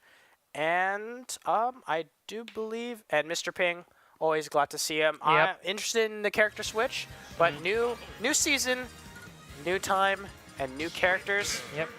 And it looks like we are looking at losers finals, and Nitro actually getting knocked down to losers finals. So very interesting to see on how the brackets are going to be shaping up. Actually, I'll check that real fast. Okay. But Paper versus the two people who knocked out. Oh man, the two people who knocked out YMCA. I'm so sorry, YMCA. YMCA is just looking at it. He's just like, oh my god. Are you kidding me? All right, so here we go. So very interesting matchup in this case. Both of them can be relatively safe, but I'm not too sure. Okay, I think there's one thing. Game & Watch can bucket the fire for the energy, but he can reflect the projectiles with his bucket as well. A little added bonus on that. So Game & Watch versus Richter, it's going to be a very awkward matchup because Game & Watch continuously uses up special to make his moves safer, while Nitro is going to be able to use his projectiles much better, and also Paper's much lighter. Yeah, and I do want to update everyone. It's Cyro who actually knocked Nitro down to losers finals here. So very excited to see who's going to be taking on Cyro, who knocked both Nitro and Paper out with a 3-0 actually. So very interested to see on how both these players are going to do. But right now, Paper got a stock taken. Yeah, a lot of eyes though on the Richter here. Nitro, I think, is heavily favored in this matchup just simply because of the projectile game, and just makes it really. And Paper, I feel like we'll have a little bit of a hard time approaching against. Did he just give him his recovery? Wow! What an intelligent play by Paper. I take it all back. Paper, great job by him. But remember, 54%, especially on Game & Watch when you're a light character, still could be a problem. And Richter gonna have to exploit the best of that, and he's trying to get in. Paper doing it best as he can, but we're seeing great job by Nitro using his tilts to make sure that he stays completely away. But Paper is able to make sure his moves are relatively safe using that up special continuously, and there's nothing wrong with spamming it because it's such a good move. It's so safe. Not much, not a big reward. But there's essentially no risk. So you can use it whenever you want. Uses the reflector on his bucket, as weird as that sounds. And he's going to be able to use that more and more. And, he uses the down air, but Nitro was expecting it and cut him off with that huge disjoint. He just tried to drag him down with that nair. Yeah, definitely. And right now, Nitro showing his prowess on this Richter right now. Both of these guys want to get their revenge on Cyro, who's waiting in Grand Finals. But Paper right now, with a pretty unique pick here. We don't see Game & Watch very, very often, but we have seen Paper pop off here and there, especially from the last game he played. Nitro, though, shield poked. Is going to be trying to keep him off the stage as long as he can, but Paper, let's see how he edge guards here. Oh, that's great. Great job by him. Good down smash. All right, so Paper, he is going to be in a very awkward position. Look at Nitro. He's just consistently walling him out with these projectiles and as well as the whips. As annoying as it looks, Richter needs to do that to win. Yep. And that's why he's such a good zoner. There we go. Using the food, taunt it out. You see how good that up special is? That could be it, actually. He's able to give him out the recovery. Yeah, you can give him out the recovery. That's it. Yeah, that's it. Wow, Paper actually going to be taking game number 1 over Nitro. That was a pretty big clutch. Yeah. A very, very good clutch by Game & Watch there. And for me, I do have the matchup favoring the Richter for kind of obvious reasons here, but the Game & Watch can still surprise people. It's not a character, we're used to playing. Once again, he's not by any means, in the top tier echelons of Smash Bros. Ultimate, right? And right now, Paper playing a very, very mean game of Game & Watch. You always got to like to see it there. And Kalos, please pick the correct. There we go. Team Galactic. Yeah, it's okay. Team Galactic's all right. Diamond Pearl was actually surprisingly good. That was the surprisingly. I thought Diamond and Pearl was like amazing. I'm saying that compared to Platinum. Oh yeah. Platinum was crazy. Platinum was crazy. Okay, good. I'm not sure when they're making Platinum. They're like, you guys remember Diamond Pearl? Let's make that harder, and then let's kick these kids in the chin, expecting a nice remake. Yeah. we felt him earlier in Diamond Pearl, but now we're gonna torture them. It's all a trick. But there we go. Oh, there we go. Yep. So Paper, I think he did his homework on Nitro. That was the little Nitro combo they like to see, where he does that little combo. But this time, Paper knew exactly what was going to happen and immediately used his up special, making it safe. He could not get in the mix-up because it was either a grab or jabs, and he was just like, I'm not. Why risk any of them when I can do up special, get damage on my own, and stay safe? So here we go. Kalos picked by Nitro. Agree or disagree? I probably would agree here. Once again, you talked about the platforms earlier, right? We don't want to see those platforms, and you know, Game & Watch will definitely want to use those platforms due to his like unique recovery, I would say. But he doesn't want too many platforms so that, you know, Nitro is able to kind of just harass him constantly. So I think this is a pretty, like, it's the middle ground here. It's not Battlefield, it's not Final Destination, it's a little bit of both. And see, there it is. And also, what can come into play is that even though it's harder to kill, Paper is light. So Richter could care less, honestly, about the stage. Oh, yeah. So here we go. This is what I'm talking about. When he's getting this wall out, Paper struggles so much. Yep. No, Paper is going to be able to get the head bash here. And, you know, when you're looking at Nitro, he went deep. Oh, that recovery, though. He's going to go right back into it, so... Yep. Paper, oh god, he's using his down air to try to manipulate. Oh, that's it. See, the whip. I'm talking Nitro, damn. Yeah, this is where the lightweight. This is where it really comes to haunt you, especially if you're Paper right now. You're saying to yourself, I'm able to win in these projectiles, but maybe I can live a little longer in Kalos. But that Richter, his smash attacks hurt, especially his side smash. Yep. But here we go. Ooh, great usage of that. Paper doing the best as he can, but he's on a huge disadvantage. Yeah, definitely. Nitro right now sitting on a 3-stock lead. Gotta be looking for that 3. I should not say that at all. Be careful. Yeah, I'm sorry. Yeah. If Nitro, you lose stock, this is all my fault. This is all my fault. But Paper will pay for it. I mean, I feel like Paper heard me. It's just like, nope. Not this time. Not this time, XT. Oh, there we go. There's Richter. Yeah. I'm not used to the Richter victory screens. I'm always used to this pose, not the see you later. The see you later. The Asian peace out, dude. All right. They use 3? Hey, what do you? Fingers? It's supposed to be 2, but why Richter's Asians doing use 3? Don't Asians? I don't know. Don't Asians use 2? Yeah, I'm saying that Richter uses 3 for some reason. Yeah, we're both Asian people. We should know this. Yeah. What? Next thing you know, like it's gonna be Richter doing the Asian spot. So here we go. Richter. Final Destination, I think. Game & Watch back onto it. FD. All right. Brawl. Okay, Brawl FD sounds. Brawl beautiful. FD is amazing. I have no complaints. Like life-changing. Brawl FD and Melee FD both sound really good. Yes. And then everything else doesn't really slap. For an Ultimate, it's just the theme song.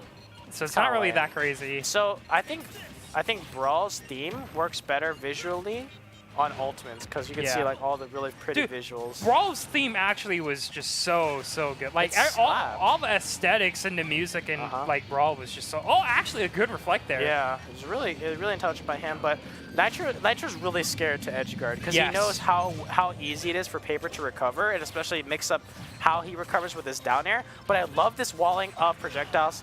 Ooh, it may seem boring. Speak of the devil. Yeah, there we go. So, okay, you say it's boring, but we just came out from an intense projectile matchup. Yeah. So. But it's in this aspect. It seems a little boring, especially when there's nothing much Paper can really do to challenge it. He's got to find his way in possibly and try to do his best, but he's looking for that down smash. It's good. It's pretty slow, though, and it's relatively unsafe on the shield. There we go. And the bomb, that's where it comes into place. He's got a little projectile as well. Paper got a fantastic recovery. That tilt doing quite a bit of damage. Paper living at this point. He is so high up in the air. What is going on? I don't know. I guess he's a paperweight, just being taken by the wind. Paper airplane right to the sky. No kill throw. Man, both these guys are living for so long. Oh, goodness. Yeah. They're still living. Yeah. No, Nitro might be dead. Yeah, there it is. There's the guy. Oh, he. Okay, there's air dodge. Yeah. So Paper is one back air from getting his stock taken. When do we see it? Come on. Right about now. Down tilt. Oh, no. Okay, never mind. I just need to say Paper is about to take a 3-stock and he'll die. 4th throw. There we go. I just got to call it out. The 3-stock coming up. They lose a stock. You're like the Green Reaper of Smash. You're just like, all right, someone's going to die. A 3-stock's coming up. I should get you. You should bring a notebook and you write down their name, and it's like Death Note. The 3-stock book, 3-stock book. Player about to get a 3-stock. Not on my watch. All right. Yeah, the one time you didn't call a 3-stock, someone got a 3-stock. Yeah. So, I'm starting to doubt your ability. All right, so here we go. He downed us in the wrong direction, but right now, Paper. Huge debate. Yeah, Paper trying to find a way in. God, it's really testing the patience of Paper, especially because he's struggling. Both players are having like a huge patience issue because you can't rush it down. You can't go for those combos. It's all about building those percentages slowly but surely. Like it's been like almost 3 minutes now, and we're still at 4 stocks, or like 4 stocks total. All right, yeah, man, come on. Every time I talk XT. about stocks, it Come on, changes. XT. I'm sorry, Should be a Wolf. stockbroker. I bet you, like during that time before the stock market crash, you're like, wow, this stock market's doing great, and then the whole crash happened. The great XT stock market crash. The great XT stock market. Oh, yeah, that's all your fault. But here we go. Nitro doing a great job. He's playing much more. Oh, there's the reflector bucket that I talk about, and that could be the stock. Yep, that's it. Oh no, the gimp! Yes, fine. air dodge. Okay, oh, it's all good. Paper has a great recovery. I keep underestimating Game & Watch's recovery. It's crazy right? how good it is. Yeah. And there we go. Back throw. I actually love Simon Richter's throws. They look really nice. Like they didn't have to add that in, but it looks incredibly nice. Like how they actually, like when they do their forward throw and back throw, most of the time you're like, was that really a kill throw? But they put so much like arm swing into that. They're just like, oh, it's like a big old, yeet. Yeah, they're widening that up. And here we go. So even stock, not even percentage though. It's getting awfully close. So there we go. Paper in this guy once more using his down air. It gives him so much air mobility, surprisingly. Yes. Good parry though coming out from Paper. Able to stall out. Oh, Once again, there's the walling coming out from Nitro. Just constantly able to use the Vampire Killer to harass the living daylights out of Paper there. 133. There's the whip. God. One more whip should do it. Oh, down there. It's going to come down. It's going to manipulate it. There we go. He's going to use There's it the twice. Keyblade Master. Oh, so Paper. We've seen him clutch it out before. Yes. So what do we see next? Do we see a 9? Oh, Glenn I don't think we'll see a 9, but I think Nitro should be able to pick this one up. He is. Yes, range. There we go. There we go. It was inevitable. But yeah. Paper. It's just a range advantage that as soon as you get to a high percentage, Richard's gonna just constantly be able to throw out the wall of projectiles, wall of whips, and eventually he's gonna be able to take it. And you see the players right now on your screen. Paper. He is one game away from, unfortunately, losing it all. While revenge coming in for Nitro, he wins this one. He's going to be in Grand Finals in Orange County. That is true. Yep. And right in Grand Finals where he belongs. Yes. So we are back once more in Orange County. So this is potentially the final game between these two. Yep. I do want to give everyone some updates here over in Colorado Springs. Mr. Ping will be moving on to losers semifinals. Ooh. Shuck and Kala are going to be playing against each other for the losers quarters. Okay. To face Mr. Ping in the end. But right now we are in Orange County, where we're going to see if Nitro is able to solidify this game here, or if Paper can pull it out with the Game & Watch. We'll have to see what happens. So, moving on forward, we're seeing this wall that Nitro is setting. Oh, God. It's so oppressive. Yeah. Just back and forth whips here and there. What do you do, man? Yeah. There's nothing much you can do except try to find a way around it. And the worst part is that you are on Battlefield. This is a stage that Richter definitely wants to be on due to the fact that his projectiles go right through it. Exactly, yeah. He's going to have a field day. There's the axe to him. Maybe another axe? Nope. He's looking for something else. He used the downer and actually connected together, but there we go. Paper whip. There we go. He's throwing it backwards, so he's going to jump right over it to mix it up. I love that play by him. And, there we go. Oh, great clash, but... The turtle coming in clutch. The turtle coming in clutch. So, trying to get in once more. Oh, good. Dash attack, not safe on whiff. And... oh, that's it? Ooh, ow, great momentum cancel, but can he edge guard? No, unsuccessful. No gimp. But the back air, is it enough to take it? Did he just try bouncing it off the stage? Yeah, he did. He tried bouncing it off the battlefield. Oh, goodness. What is you doing, Nitro? Big I love that. brain. Big brain. 8. Oh, great whip. Wait, that was 7, 8. Is he counting down? He's counting down. He's like 7, 8. The next one has to be a 9, right? Yep, it's going to be a 9. If he hits a 9, I'm going to pop off like never before. Okay. All right, bet. All right, here we go. So continuing forward, Paper. Oh god, he's just having There's such the a hard time. projectiles. Yeah, the bucket is going to be able to deflect, but Paper just can't seem to find a way to go back. It covered it too. Oh goodness. Yeah. This is just torture for Paper at this Yeah. point. Like, There's the Keyblade. Yeah. Woo! Nitro felt himself a little too much there and paid the Yeah. price in the end. Paper. That was a blessing in disguise right there. That was an opportunity using this Oh, there's the combo. The nair, the nair, the nair. Oh, that's an up. Oh. Yeah, that's it. All We right. spoke too soon. Nitro picking it up. I don't know. I can, no matter like how much you expect it, down air into up special when you see it on Richter, it's just always, oh, he mashed out. It's always fun to watch. It seems really Yes. flashy. Like, It remember is. the infinite combo on Twitter when it first came out? Yeah. Everyone was going Yeah, yeah, crazy yeah. over it. That was But- great to watch. Yeah, and here we go once more. Oh goodness, it's just it's hard. I keep saying Yeah. it's hard to watch because it is really hard to watch. Yeah, all Nitro has to do is just constantly throw out the projectiles, and Paper just forced to kind of just get in the zone and will get harassed if not careful. Oh. So this is just a really unfortunate matchup here for Paper.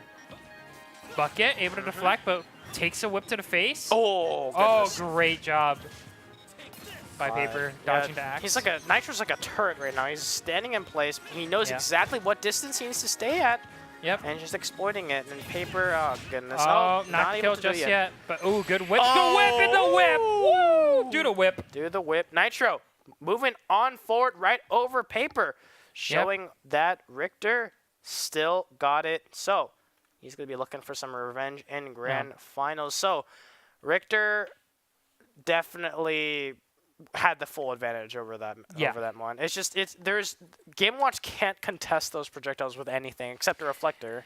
Yeah, it's really hard, but you do see right now Cyro on the stage is going to be preparing for grand finals here, taking on, as you see on the screen here, Nitro. Feeling very, very good about that 3-1 over the Paper, but Cyro so far has been proven to be a huge threat for both these players, and let's see if he is able to repeat the success he's had over Nitro so far, over in Orange County. So that's Pokemon Stadium 2. Yep. That's what we've seen so far. And I do want to give everyone an update. It seems that Shuck will be taking on Mr. Ping over at Colorado Springs right now for the losers semifinals. The winner will go on and face Sawtooth in the losers finals. A lot of great matchups here happening tonight. Unfortunately, can't cover it all. But right now, Orange County, you got to really feel good about the players on the screen so far. They both worked hard to get over here. Ooh, Oh, Roy. there's the Roy. Cyro on the Roy. So, give me some info on Sarah. I haven't seen him. Cyro right now, actually, he wasn't here last week. Also, but Cyro right now picking up the sword character. We talked a lot about the weaknesses of Richter, and one of the main weaknesses is that he struggles a lot with those rushdown characters who's able to get into your face. But right now, looks like Nitro playing a really good game of zoning out the Roy, not letting him get a single hit in. And he's doing a great job so far. Cyro seems to be a little overwhelmed, and like you said before, Cyro's played against the Nitro. Yes. So he knows what he's doing, but it seems like that Nitro's got a wave of momentum he's working on. Yeah, I will definitely say that Nitro is probably a lot more warmed up than Cyro at the moment. That's it. There we go. Great job by Nitro. Very good stock so far to start things off in the grand finals in Orange County. I love that. He made sure to grab onto the ledge and run away as fast as he could, just so he could wait out the invul frames that Roy had. So Cyro couldn't get good anything spot off dodge. Ooh. Cyro going to be looking for the combo. And, you know, we talked a little bit about the difference between Chrom and Roy so far. Before, it used to be Roy was all the craze for all of the sword characters. But now, a lot of players switching over to Roy. What are your thoughts on that? Oh, you mean everyone? The Chrom was the craze. Yeah, and then you Chrom switch was over the to craze, it. but now it's Roy. It's okay. So Roy, he can do really well in the rushdown. So the argument between Roy and Chrom, was the fact that Chrom can do the damage, right? But and he doesn't have to deal with the sweet spot because Roy's sweet spot is very close, and as a sword character, you don't want to be up close, right? Right. But with Roy, you adapt to a more rushdown play style. Right. Then you can actually use the hilt of the sword to your advantage and get those there you kills go. like that easily. Because Knife was only at 100%, and that was not an up smash. That was an up tilt. Yes.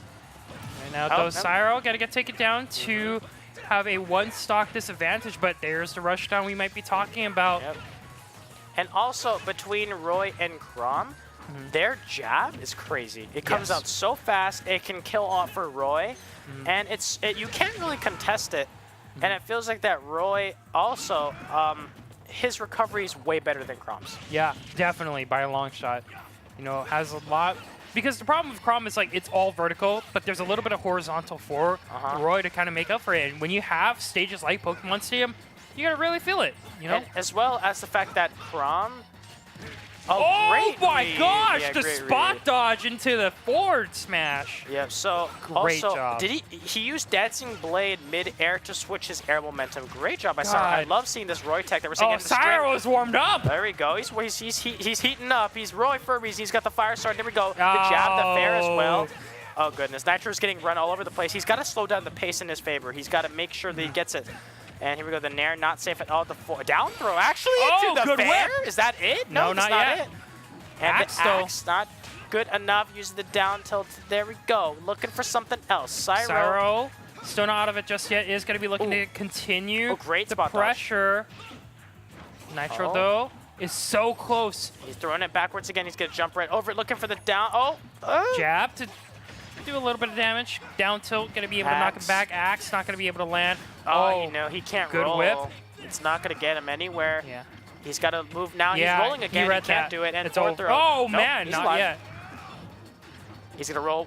Did he grab the three. Holy Fire? No, he didn't. He almost got the roll. He just mispositioned slightly off. And there we go. There up it there. is. He knew exactly where Cyro was going to jump. Yep. And caught it immediately. It seems like someone is warmed up. Roy had it. Cyro was like on fire for a second. Yeah. But as your job as a zoner is to control the pace. And that's exactly what Richter did. But both of them having a good laugh over that one. Yeah, but you are starting to see the glimpse of Cyro's aggressive playstyle kind of come to fruition now. And if you are Nitro, you kind of have to realize that now Nitro is probably going to be warmed up. He's going to be constantly... He probably knows the game plan here. He's probably ready to go. And this is his stage choice now. He's going to be able to pick the way he wants to play here. He is hovering over Town and City, but he's actually going to go for Yoshi's Island. And I agree with the that. smaller the stage, the more opportunities there are for the Roy to get in your face. But also, this is where a lot of people have been doing. The slant messes up Richter's projectiles, and also the biggest thing that matters the most, especially if you're going against Richter, that small little slope at the end right there, you're the holy water, you can't edge guard. You can't edge trap anymore because of the slant. Yep. It'll actually go either to, or it'll just fly off the other side. Oh so it's really my! important Cyro right now. He's fine. Yeah, he's a really, really good edge guard game right now And coming that's out it, from. that's Oh it, there yeah. we go. And Nitro. Cyro's online. Cyro is online and ready. Download complete. And there we go. He like turned around a few times and then used the tilt. He was like registering that to make sure that hit. But here we go. So Nitro struggling. Here we go. This is the strings that Roy wants. Yep. Oh goodness. That was like a Smash 4 moment when both of them hold the shield. Oh, yes, goodness. defensive options. Yeah. Don't you hate it when your approach option in Smash 4 was to run up and shield? But oh god, you can't do that, Nitro. No, you that's can't the hilt. default to that. Yeah. Yep.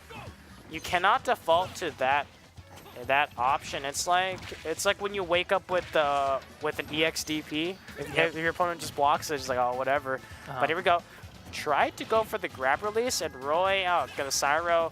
Looking for something. He's going to go for the jab as well, catching it out. Nitro getting grabbed up, down throw. Right, he read it. He was feeling. He knew exactly. Oh, wow, that's a long whip. That's a long way, yeah.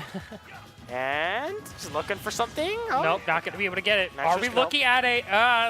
Are we looking at a 3-stock? I literally was just going to ask you not to say anything because I want to see a 3-stock for once, but you're not giving me the opportunity at all. No, he's going to break the curse. Watch. Right, okay. He'll break the curse. Okay. Cyro knows. He got it. We're going to see a 3-stock, right? Give it to me. The bar say. Oh, that could have been it. There it is. We're going to be seeing a 3-stock. Will we? No! Come on! No! All right, it's over. Look what you did. Oh my god! Look what you did. It's over. Oh my god. All right, I'm packing it up. Esports Arena, you're gonna need a new caster. I'm obviously rigging all the get him matches. outta here. Oh my goodness. guys. I literally just said don't say anything. I want to see a 3-stock for once, and then you just ruin it just like that. I was literally keeping my mouth shut. I didn't even want to mention it to you because I knew that would make you say something about it. And then he just footstools him just like that. So there we go. Gets in tech with the jab. Hey, it's a 2-stock. It's yeah, okay. it's not a 3-stock though because I wanted to see that, but apparently I can't get it because my co-caster's like, oh no, I don't want to see that happening over here. The curse of XT continues. Yeah, the curse of XT. My goodness, Coming I just want to see New Year. So, if you really want, if you are currently the Richter, what is your game plan? Why do they keep picking Team Galactic? Let me see your Cynthia's name or something. God, Galactic's not even that great. Yeah, they're kind of a lame team. Yeah. But Cyrus was scary though. Cyrus was scary. Yeah. Yes, I will agree. But the rest of the team was pretty lame. Like. Their hairstyles were like why bowl would cuts. you? Yeah, why would you rock a bowl cut? Like they're just like, we need to make another universe, and like universe where everyone wears a bowl cut. Like, come on, bro, what's that? Well, right now we are looking at game number 3 in our grand finals. Could be looking at a grander finals if we're lucky, but I mean, Cyro seems to have a pretty good like download of Nitro, but Pokemon Stadium 2 is so good, especially if you're a projectile character. Oh no. Okay. All right. Yeah. There we go. So that I think this is where Nitro can really take advantage, especially of this stage. It's so good. But I love that. So Nitro tried to do the low Nitro combo, but Cyro's sword is so long, he can contest it. Yep. And right now... Oh, there we go. We're going to be looking to see if Nitro can continue to build the lead right now over in Orange County. Cyro is going to be looking for the parry, though. Goes for the combo, but can't get the string. 46% though. So relatively... That down air is relatively safe. Didn't really expect that. So it gets hit with the, the cross axe connection right there. Was that technically a cross up? Oh, but great. Was it edge guard? Cross up? It is technically a cross up. All right, you know what? You have to give that to me. Yeah, Mr. I don't want a 3-stock. I didn't say anything about a 3-stock this game, just for the record. Yeah, because you can't do that. No, not anymore. Yeah, of course. All right, 2-stock coming out from Nitro. So, okay, so Cyro's doing a pretty good job. Oh, I hate this part. Okay, so Cyro, interestingly enough, he's doing a great job of edge guarding. That's exactly what he needs to do with Richter. And if he edge guards right here, that could be it. There we go. There it is. That's it. Yeah. See a 2-stock. And so this is exactly what Cyro wants. Like he wants to be able to edge guard, and I love he's using Dancing Blade to manipulate his air momentum. I just love seeing those minor things because you need to take any advantage you can get. Tries to use the down smash to take it, and the up special not able to take it just yet. But there we go. Oh, great roll on that what a dodge! And he read the fact that he was going to do something, and that jab is so good. And the Dancing Blade once more into the down. With the down version. Yep, want that one.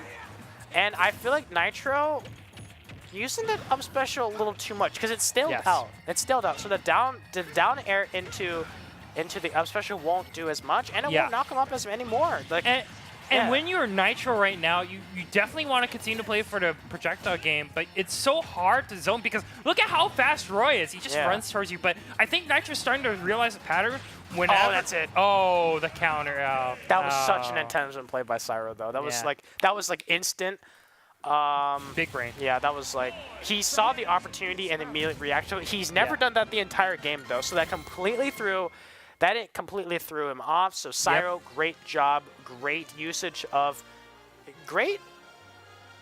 Great. What's the word I'm thinking about? Great situational awareness. That's what I should be saying. So there we go. Pokemon Stadium 2, again, Yeah, this is right now Nitro's pick, and I would probably look at something maybe like Battlefield.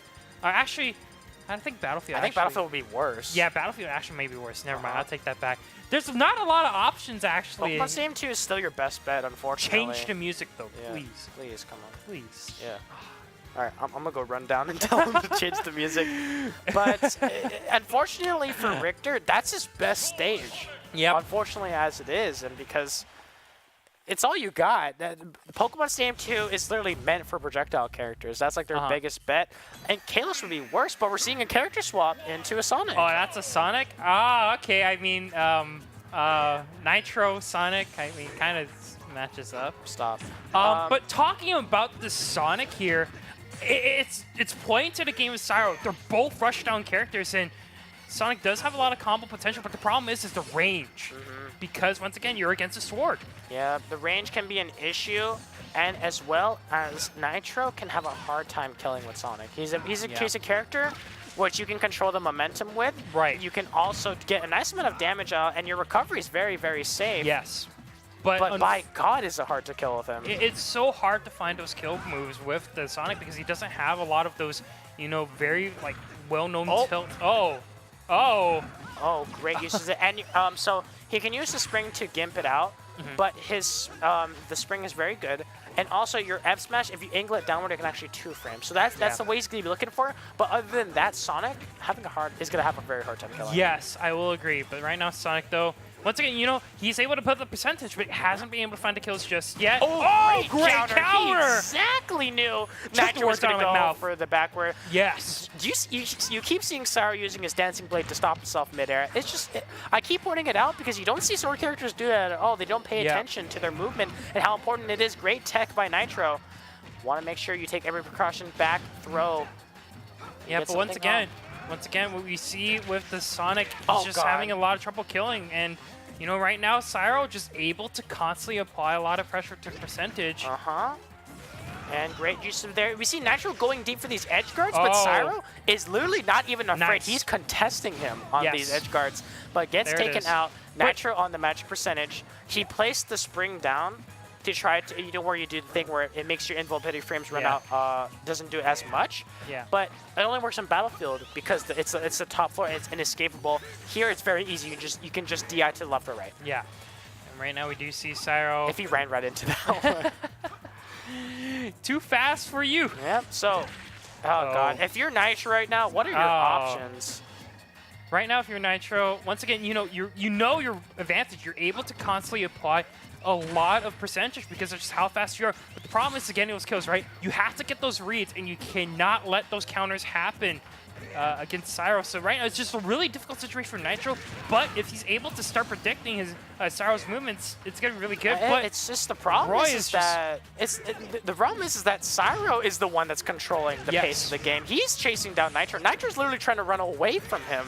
And it's not working out. You can't play Sonic like that. Sonic relies on getting a lead and playing confidently. Even though if you don't have it, you still need to play with that kind of confidence. And it's just not working out because Cyro has put so much fear into Nitro. It's overwhelming him in that sense. And sure, Nitro can take the stock if it even does. And at that point, he's gonna be fine. Yeah, once again, this is tournament stock here. If Nitro loses this, it's over. Wait. Okay. Very greedy. That was a very intelligent play by Cyro. Yeah. He knew that he wasn't going to make it back, so he moved downwards. So when Sonic used homing attack, it would send him straight down to potentially gimp a stock. Thankfully, he has a pretty good recovery. Yeah, he had a jump and a spring, so nothing he could have done there. Cyro. Oh goodness. So this is the part where Nitro needs to turn it up. This is his only opportunity that he's going to get, and the very last one he's going to get. So he needs to make sure he's running away. That's the problem. You don't want that as Sonic. You need to make sure that you're just so hard right now. Cyro has a really good grip on this game. Oh, wait, what? That was such a big distro. What the heck? That's it. There it is. All right. Did you see how perfectly he spaced that? Yeah. Make sure to avoid the get-up attack. But really showed Cyro, winner of Orange County. My goodness. So it was just that dominance. It showed. Yes. And that will mean that Cyro is going to be looking at Orange County with the first place victory over here to start off second week. We didn't see, unfortunately, Tornado 92 continue his run to see if he can continue to get that first place lock. But this will mean that there are plenty of other opportunities to gain those points over in Orange County. But that will conclude week number 2 for Orange County over there. But when we are going to take a quick break, but when we do come back, we're going to be heading over back to Colorado Springs to check out Mr. Ping and Sawtooth in Losers Finals. But right now, we are going to take a quick break. I just said it twice, but either way. We can use 2 breaks. All right, so don't go anywhere. We'll be right back. Yep.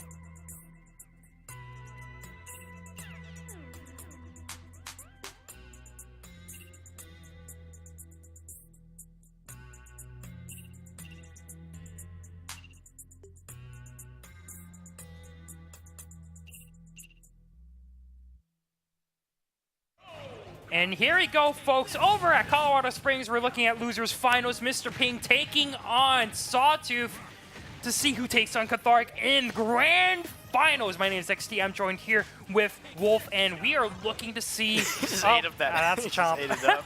Yep. All right, that killed. Because you can just eat your problems away. Let's go. Oh god, that does a lot of shield damage. All right, so talking about storylines here, Mr. Ping is looking to once again make it into the grand finals. He's been, I guess, the gatekeeper of Colorado Springs, as he's been so close, but yet so far, every single time he's competed so far, like, he's gotten second place many times, but just hasn't been able to find those first place locks. Well, Sawtooth right now, definitely a fan favorite, I would say. He's the guy playing the Richter. Yeah, Season 1, Mr. Ping was able to take first place in Colorado Springs. Right. So he was able to bring that dominance with that Lucas. So I was kind of unsure of the character swap. I've yet to see Mr. Ping play that Wario. But we'll have to see moving forward there. He does read the role, so great job by Mr. Ping. Yep. He's a player that really excels at controlling the pace and great usage of that fair right there. So Mr. Ping gimping out Sawtooth. Yep. Right now, Sawtooth just trying to see. He can't mindlessly throw those projectiles. Mr. Ping's just going to go ahead and heal up from that. Yep. And he needs to be really careful. So Wario versus Richter. I would say favors to Wario. You think so? Yeah. Argument for that one. Just mainly because once again, it's the concept that the weaknesses of those ranged projectile poke characters. You do one mistake and Wario's just gonna be able to be all up in your face. So my heart says Sawtooth, but my mind says I feel like Mr. Ping might be able to take advantage in this first game, but we'll have to he's got see. Waff. And so I think I know exactly what you're talking about now. Right. So he accidentally grabbed the bike. Actually, he's going to go ahead and throw it right back. Oh, goodness. So, great read. So Mr. Ping, he's a player who's very, very patient. You saw when all the projectiles are being thrown at him by Sawtooth, he literally just stood there. He's waiting for his time. Yep. Mr. Ping does that a lot. He did that a lot in Season 1. He's been really known to stand still a lot and just kind of recollect himself. So he's going to go ahead. Very intelligent. He didn't roll like Sawtooth was expecting. And no stock taken just yet. But he needs to be patient. But there we go. Yep, but Sawtooth right now 80%. So the lead definitely going to be going over to Mr. Ping. But Sawtooth's definitely not out of it just yet. But has to be a little bit careful. He's waiting. Tackle. He's literally waiting for Sawtooth to make a mistake. And he caught it this time. This is exactly what Wario's looking for. Yep. And now Mr. Ping right now going to be a full stock ahead. Has that waft. So if Sawtooth is not careful, could be a very, very easy stock coming out for Mr. Ping with that fully charged waft. And it's especially since Sawtooth's on his last stock too, so he's got to be extra careful. And that air mobility coming into play. There's Trump. Command grab, as weird as it sounds. He's going to come into play and looking for something. Oh, he's still looking for it. Warriors is like, get your dirty hands off my bike. And he's gonna go for it, but yeah, Sawtooth, you can't keep throwing it at him. It's not working. Yeah, this is still such a hard matchup here for the Richter, but we'll have to see. You see how patient I'm talking about from Mr. Ping? So patient. And here we go, looking for something, and that nair. Oh, he knew exactly where it was going for. So Mr. Ping taking out that game easily with dominance. Yep. So I'm starting to see that advantage that you've been talking about with Wario. Usually you would say, if you don't have those disjoints, you'll be able to kind of struggle in that aspect. But Wario is able to use his great speed mobility and really exploit that to the best. And it really goes to show that why people are still playing that Wario, because he's just so unexpectedly fast and hits very, very, very hard. And I think he's a perfect counter here for the Richter, mainly because he's able to eat certain projectiles, and that does nullify a little bit of the projectile game we were talking about coming out from Sawtooth. So he is going to have to adapt a little bit to kind of win up this matchup into losers finals, but most definitely not out of it just yet. The Richter does have the stage choice here, and we'll go for his Pokemon Stadium. Oh, there we go. Great. That's amazing. That's S tier. That is an S tier pick. This is why we're rooting for him. Yes. Well, you're Thank you, Colorado Springs. I'm tired of Galactic. Yep. Oh, my God. Oh, goodness. So Mr. Ping, he's one of my favorite players to watch. Yes. So kind of on his side on this one, but we shouldn't really show that. Oh, God. I just realized that he's got a double chin. I just realized that Wario has a double chin. Like a literal double chin. Like it's kind of scary. So Mr. Ping also, I think how his playstyle counters Sawtooth. Yeah. His patience, what he does, and what he's willing to do, he's willing to wait for a perfect moment. And Sawtooth likes to be that very like on reaction player, and likes to play at that fast pace. But Mr. Ping, he's slow, he's calculating, and every move that he does has a purpose, which is crazy. Look at these command grabs he's pulling out. Yeah. Knowing that it's gonna heal him right back out, and trying to use that. There we go. That's a Sawtooth. That's a Sawtooth combo. The Richter combo, the drag down nair into the grab as well. But here we go. So he Sawtooth, he's changing up his playstyle. He needs to use his disjoints as best as he can. Yep. If there's one thing that the Wario cannot eat, it is those. Oh, but he can't whiff those. Yep. He is gonna recover right back on stage. That's not gonna kill. Nope. Will do a little bit of damage, but Sawtooth still has to definitely be careful. One more mistake like that could definitely cost a stock, but good whip over there. As you start to see, like you said, there's the adaptation. There's more whips coming out from the Sawtooth right now, but doesn't look like Mr. Pink that haze. Not gonna kill just yet. He claps into air saying that, nope, I'm not done yet. He's fine right now. He's gonna eat it right back up. And he's gonna wait for the down air, but uses the up special to catch. I think Mr. Ping is gonna expect it next time, the dash attack. Yep. Not good enough just yet. Here we go. He's gonna use his down air. Oh, dragged in there. Good shield too. Oh, there it is. Is that it? Yeet! No, no. What? He's trying to get the 2-frame, but I don't think he's gonna. Ooh, that side tilt on Wario kills actually. Yep. So I'm gonna go ahead and. Oh, there's the up B. So Mr. Ping was trying to expect it, but unable to find it, and uses the dash attack, easily takes it out. out. All right, 1 for 1. I guess we'll take the trade. And he's got Waft online now. He just saw it come up. Yep. And here we go. Oh, it hit him twice. Interestingly enough, he's burning that. Oh goodness! Oh, there goes the bike. And good run up into shield. That's the Smash 4 special. Yeah, Smash 4 special, the neutral game. Oh, great. Holy Flame, though. Holy Flame. Oh, man. Oh, there he's there. Oh, there's the combo. Mr. Ping looking to pop off. Gets the motorcycle, 65%. Could be looking for the waft here. Never in any fighting game I would hear gets the motorcycle. Like, oh god, he's got a vehicle. Wait, no, there has to be a motorcycle in some fighting game. No, I don't think so. No, you're right. Like, competitive Mario Kart. I guess that could work. Oh, he tried to go for the read. All right. You talk about competitive Mario Kart. Dude, when Crash Team Racing Refueled comes out, you bet I'm going to be on that. Yeah, all right. I'm going to tell I'll see you on that part. But that will be a different story right now. We're looking at Mr. Ping. You can't. Oh, the Wop! No! Yeah, it's going to be enough. I'm just screaming. That's all I can do when I cast. Yeah, Mr. Ping, he wants the lead. He doesn't want to save the wall for the last stock. He wants to make sure he gets that lead, then he can exploit it using the rage. But still, that lead is just going to be 12% at the moment. So I guess Mr. Pink, maybe, like you said, he's patient generally, but maybe a little bit impatient. Just wasn't finding those kill confirms there. It's because he was losing momentum, and he needed to quickly get back in control. So in the end, it works out for him. It may seem that he broke even, but it's in his advantage. The momentum is back in his hand, and there we go. He rolls right into that one. Sawtooth at 55%. Oh, he's looking for that. Yeah. Sawtooth is rolling less, so he's using and he's shielding more. So Mr. Ping is adapting to that. Oh, good parry. Yep, and he knows he couldn't punish it. He's got to run up and uses the back air. Yeah. And Wario, everyone's like, Wario's aerials are really good. The only one that has range, though, is his back air, though. So he's got to use it, and it does a nice amount of damage as well. But Sawtooth right now over at 93%, has to be a little bit careful. Oh, actually misses the bite. Yep. Sawtooth is kind of adapting, but is it? Uh-oh.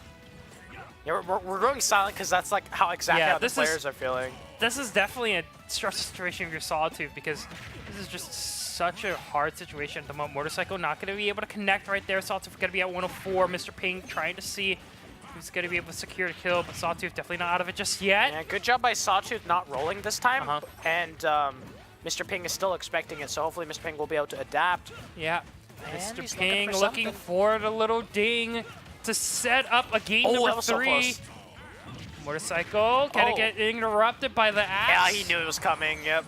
And he's doing. Oh, he got wafted off of that. It was such an intelligent play. He ate the bike so he could get it, and he got enough gas. This is gonna be good. This is it. Yeah, Sawtooth has to be so careful. Oh, good whip though, setting him off stage. Oh, it's not over yet though. Yep. No bike. Oh, the whip! That didn't even look like it Mr. hit. Ping was trying to be patient, but unfortunately backfires a little bit. That will be game number 3.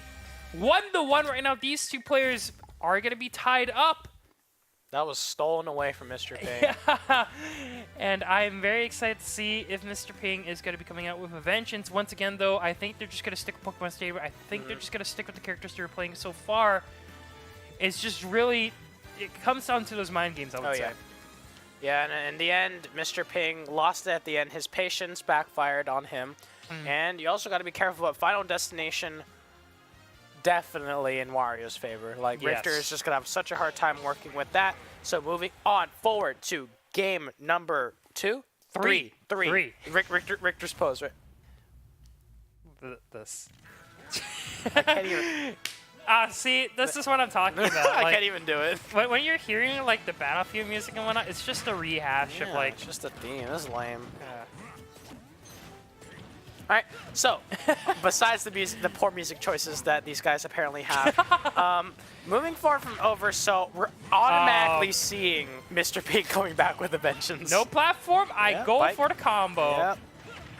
And here we go, uses the drag down nair, I like that. But you see, Mr. Ping expects the grab, so Sawtooth's actually too afraid to go for that grab instead. He's too afraid to go for that challenge, and that dash attack, ooh, so good. Goes for the bite, that's going to build the waft, and another bite, that's going to build the waft. Can he eat the axe? I don't know, actually. But it's really risky if you eat the axe, though, because it comes in from a weird angle. Oh, is that it? There we go. Sawtooth coming back! Yeah, doesn't matter. Ping. Yeah, Mr. Ping tried to, he DI'd up with the flame, but Sawtooth angled his forward smash upwards so it would catch him. And remember, if you hit the very tip of the whip, that is a sweet spot. It does more knockback. So need to keep in mind of that one forward. For that as well. Yep. So he knew it was coming. Big cranium coming in the clutch. That's the curse of that. If you keep using that down throw, you start becoming predictable. And Mr. Ping loves it when you're predictable because that's what he lives off of. And you got to stop throwing out projectiles mindlessly like that. It's like an old habit of the Richter players. Oh, he uses waft on accident, though. That's really bad. That will mean he's not going to be able to get that for a long while. Maybe for the rest of this round, even. Yeah, potentially for the rest. But he's definitely... I think the game will last long enough for him to get it on this last stock. But that could be a little too late. Yeah, we'll definitely have to see. Mr. Ping, good parry on his part. But Sawtooth, it so feels like he has... Nope, not yet. Great DI. Yep.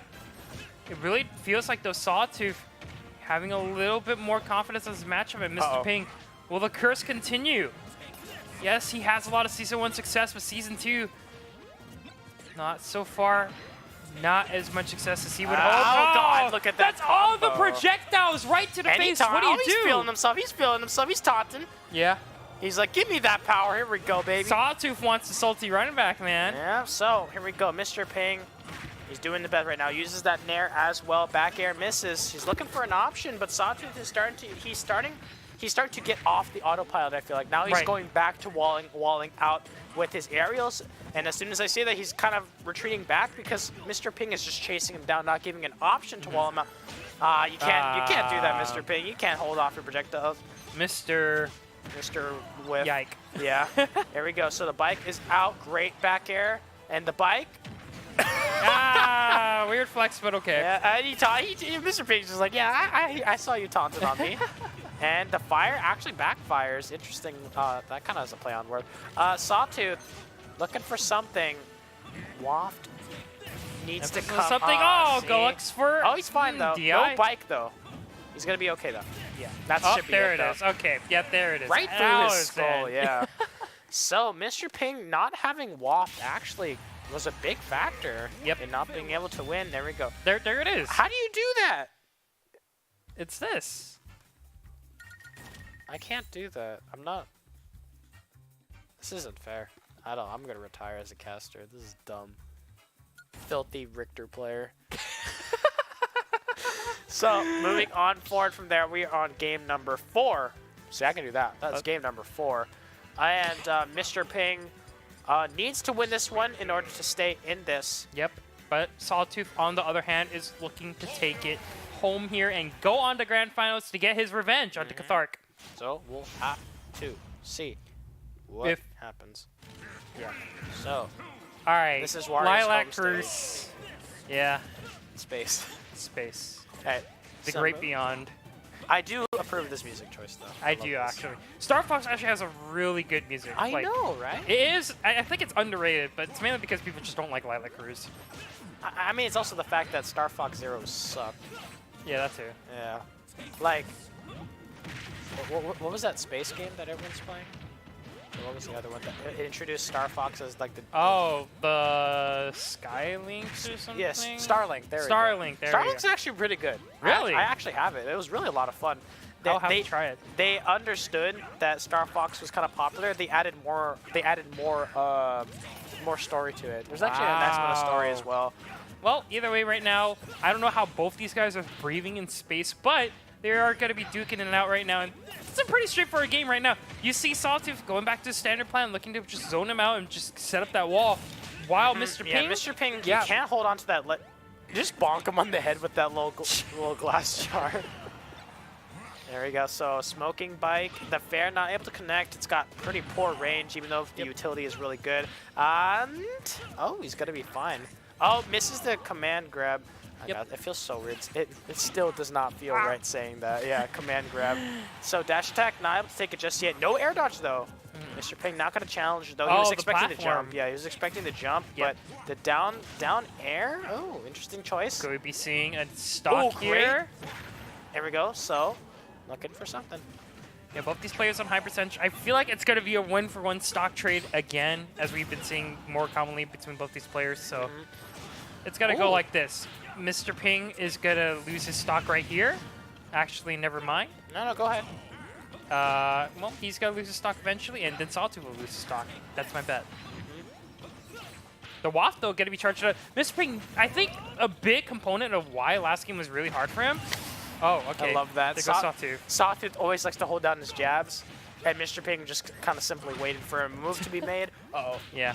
Oh, he missed the fastball up air, and that could have been to a Waft combo. That could have been a lot of damage and potentially a kill, but unable to find it, and the bike hit him right in the face. Yep, the bike. Ultimate Betrayal right there. Top 10 enemy betrayals right in Smash Bros. Ultimate. There we go. Oh, great tech by Sawtooth. If he didn't get that tech, that actually would have been it. Yep. Mr. Ping, though, looking to set up the combo here. He does have the waff. You got to keep that in mind. Let's see if he's going to be going for it. There we go. Yep. Shouldn't be it just yet, but that is, yeah. That's a long whip, dude. That is a long whip. There we go. Yeah, Sawtooth, he's reverting back to that panic mode where he kind of throws out that boomerang, and he's looking for it. Back. Oh, he's looking for something.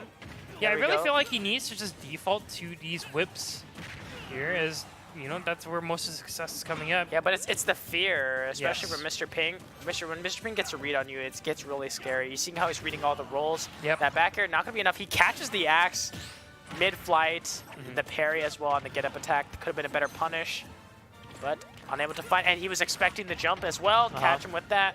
Get a little of the heal. And looking for the fastball up air. Yep, and you know, Sawtooth has barely been able to get a little bit or any offense here, but nothing. Can't get anything. Mr. Ping with a dominant lead. You see he rolled from each one.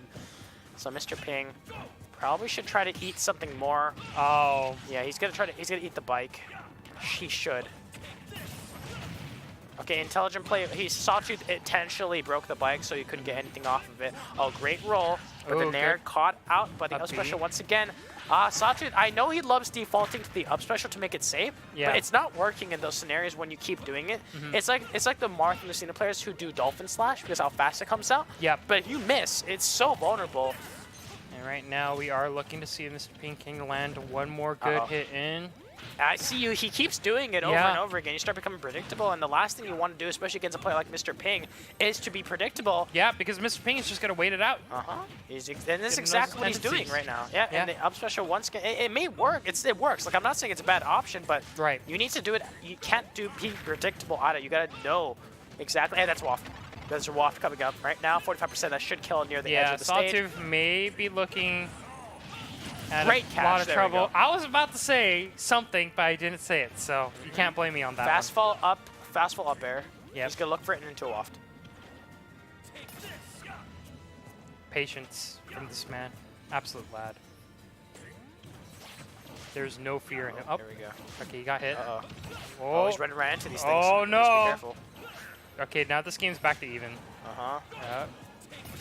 Uh-oh. No. Oh, the bike! Oh, the waft, the waft, the waft, the waft! The bike actually blocked the axe, giving Mr. Pink Oh, enough time but he to get doesn't in. block the whip! He's gonna be fine, though, so even game.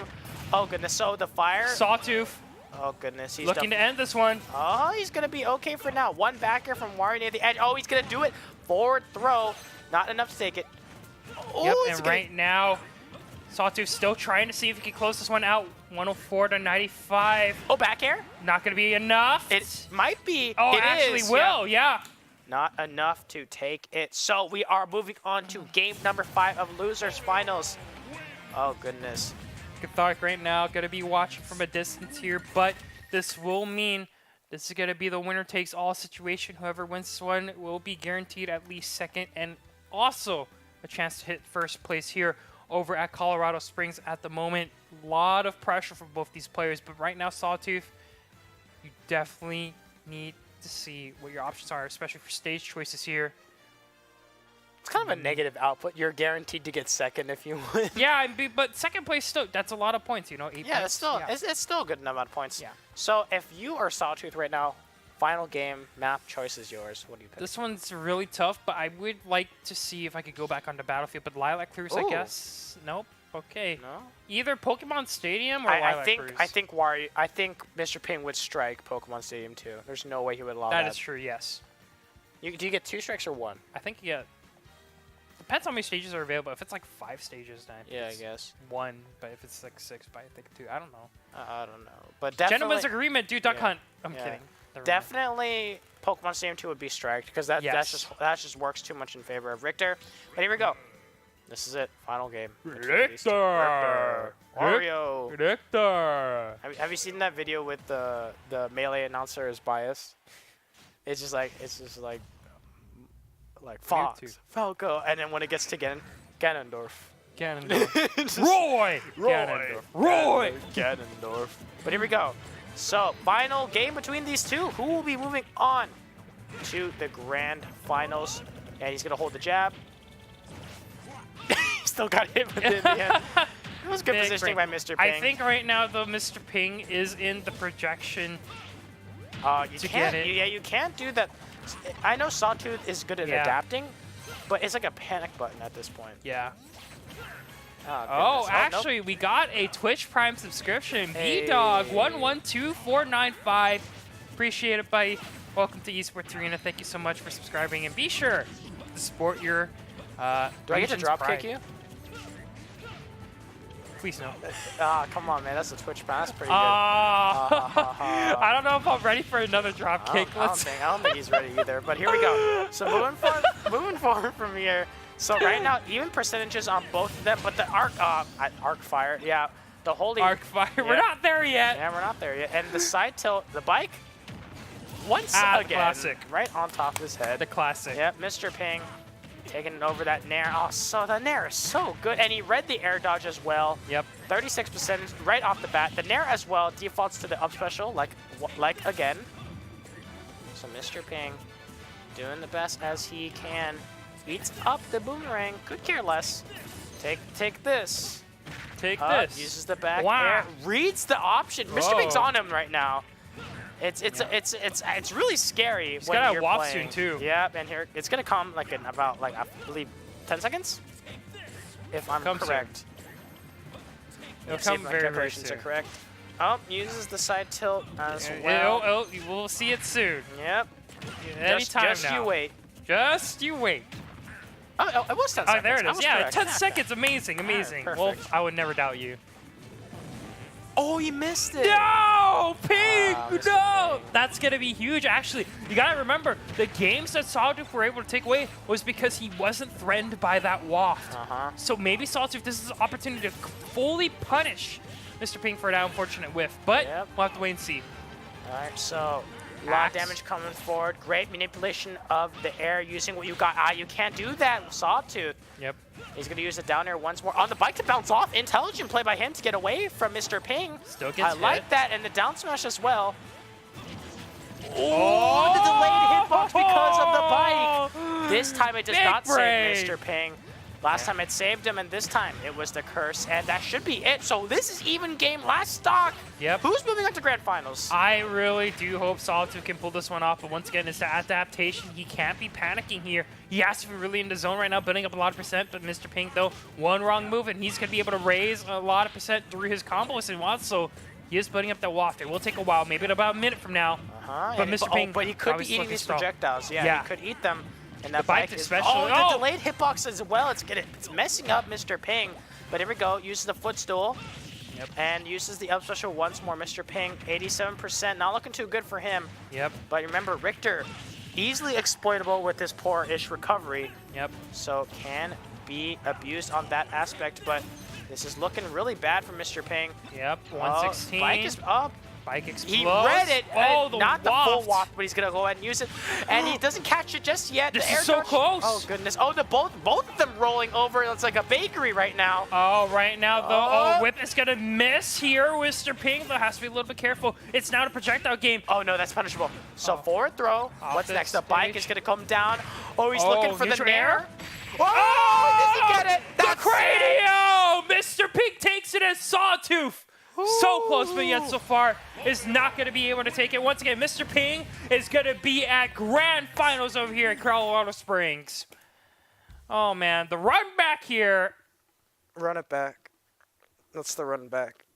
I'm really tired. I am so sorry. But exciting game that happened. Yes. Mr. Ping clutched it out in the end, and he will be meeting who in the grand finals once more? He will be meeting Cathark. Cathark in the grand finals. The Mr. repeat Ping, from week 1. Mr. Ping, can he bring it back and take first place instead of second? Once again, I will have to reiterate that this is a matchup that, well, actually, I wasn't here to reiterate. I was with Luke last week, but I will tell you, Wolf. Yeah, no, please tell me. Mr. Ping struggled a little bit against Cathark, and I think the main reason why was because of the projectile spam. You can eat the L Thunder, but then the L Flame or the Arc Flame will come through. You can eat the Arc Flame, but the Arc Thunder will come shortly after, a lot right? of arcs. Yeah, there's a lot of ways for Cathark to constantly apply a lot of pressure. Can't catch him off guard, but I think Mr. Ping might be able to adapt from this matchup because last week is relatively close. Yes. So Cathark right now trying to see if he's going to be able to get first place one more time for week number 2 for Super Smash Bros. Thursdays over at Esports Oh, Arena. he's moving to Lucas. Oh, yeah. This is exactly the what adaptation I here, expected, yeah. You know, you got to remember, Mr. Ping is used to this matchup against the Robin here, and he is going to make that Lucas change here. Does not want to get bullied by the huge hitbox, and I think this is a great idea. Rush him down with a faster character, and also have some projectiles here and there, along with the down B. Have you seen Mr. Ping's? I have not actually, no. You're about to see some magic. Let me just tell you that. Do you see how he uses his? Did you see how he uses his PK Fire to manipulate himself in the air to push himself backwards to make it safer? And he's going to use that right now. And also, it's really good that Lucas is going to be able to absorb these projectiles so he is able to get some healing off. But once again, once more, it's still Lucas. He's still light, and his recovery can be exploited as well. Yes. So we're just going to see this work out. Uses the Zaire as well, and oh goodness, he used that PK Fire. I will say though, this is a lot better of a matchup than compared to the Wario. Yeah, of course. Very. So I think this is a great idea from Mr. Pink, but right now, probably both these guys still trying to warm up with their respective characters because you got to remember, Mr. Pink has been coming off of mainly Wario. Close wolf, yeah. Yes. And also remember that, okay, so Cathark needs to be careful throwing out these projectiles now because Mr. Ping can go ahead and heal up from those. Oh, he tried to escape the arc fire. Oh, if you thought that chain was long, you're about to see a long snake. It is actually kind of crazy how good it is. Yep. Oh, he tried to do the Mr. Ping combo. I love that. He does a drag down nair into down tilt into a grab. Oh, but he does miss the fully charged Arc Thunder, so that's gonna suck a little bit. But right now, both these players, it's almost a 3-0. There he goes. Sarkeo. Isn't it like Thoron, the fully charged one? Thoron. Therion, or whatever. I'm not whatever, really. Arc Thunder, but improved version. Oh! He's fine. Yeah.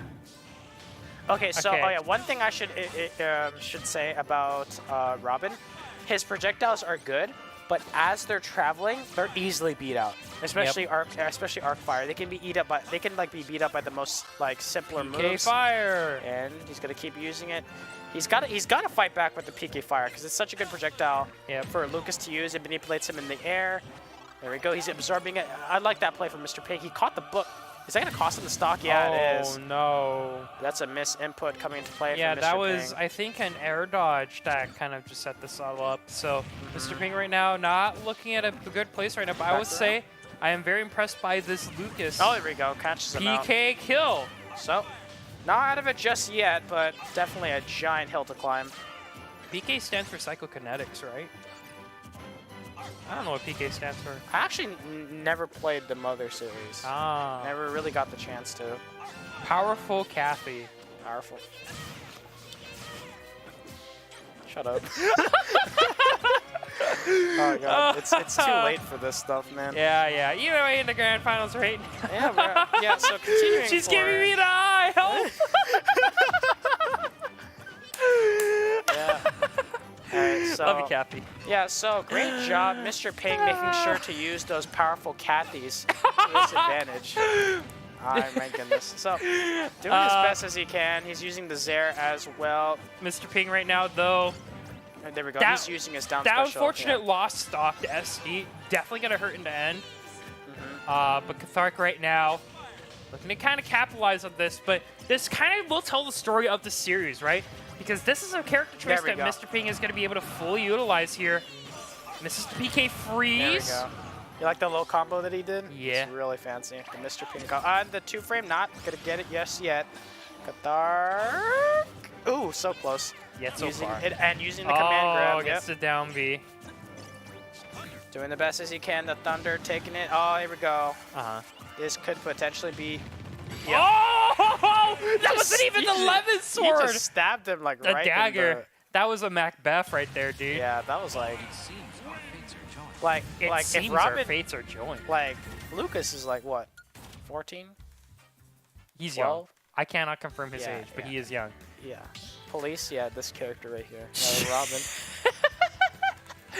Well, either way, right now we're going to be going over to Pokemon Stadium. And both players will stick with the characters that they played last time. And I will agree. I think Mr. Ping is playing a really good Lucas, and I think this time should favor him a little bit. After getting a little bit of warm-ups, we should be seeing the adaptation. And Mr. Ping, SD, hopefully. No SD. Yep, so hopefully not on that one. Here comes the Nair into fair, 36 damage right off the bat. Yep. And I love his usage of the magnet? I think that's what it's called. PK Magnet, PK Observe, PK something. Okay. Thinking about Bob. Powerful Kathy. I'm not letting that one go. So going forward, that Nair as he has hard saying it, but Kathy's just like looking at us like right through the window. Oh, there we go. We gotta elongate this cast as long as Robin would possible. be like a great teacher. Just throws a book at the child. Read. No! Read. All right, but here we go. Looking forward to that Nair catching it out. And look at that snipe happening right there. Cathark is going to stay alive. The 2-frame not successful yet again.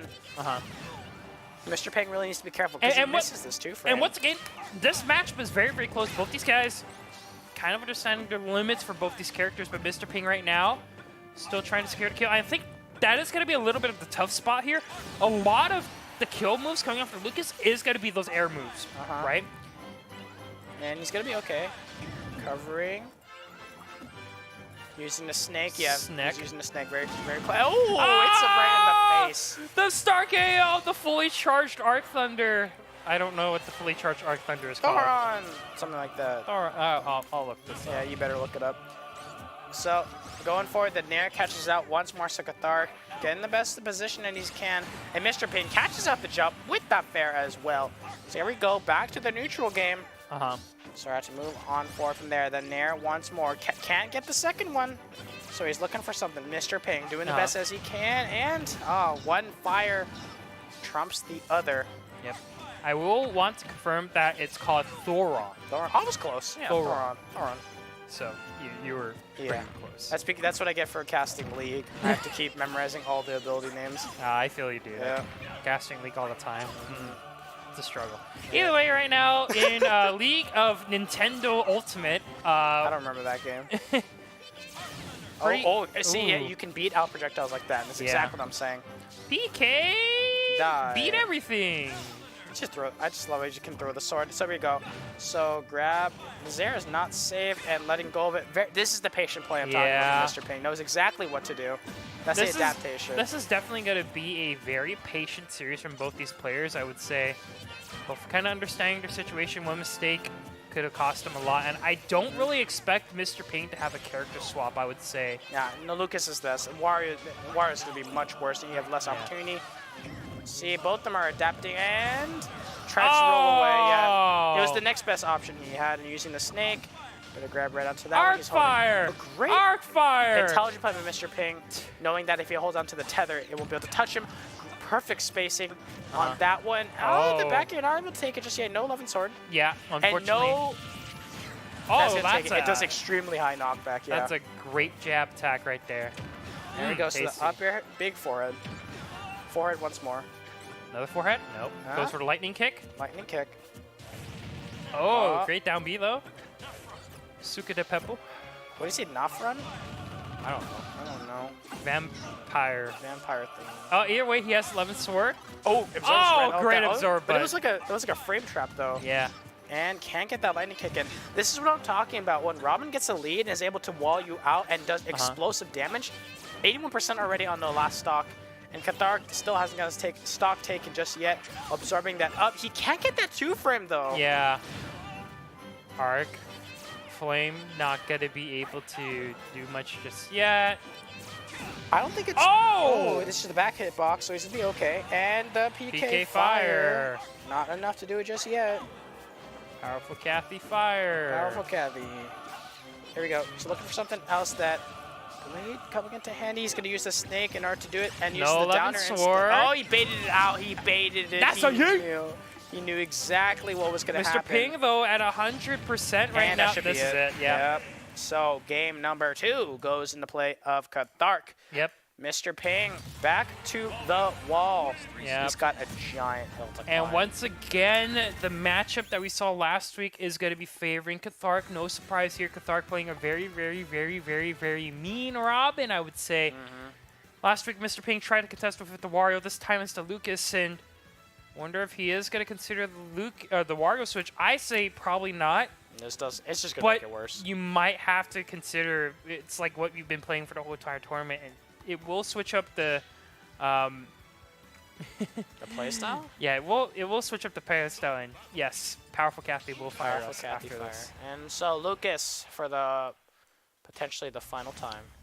Potentially the final time, but we'll have to definitely see Mr. Ping right now. Gotta give it one more time in Town and City, not Smashville. So, Town and City.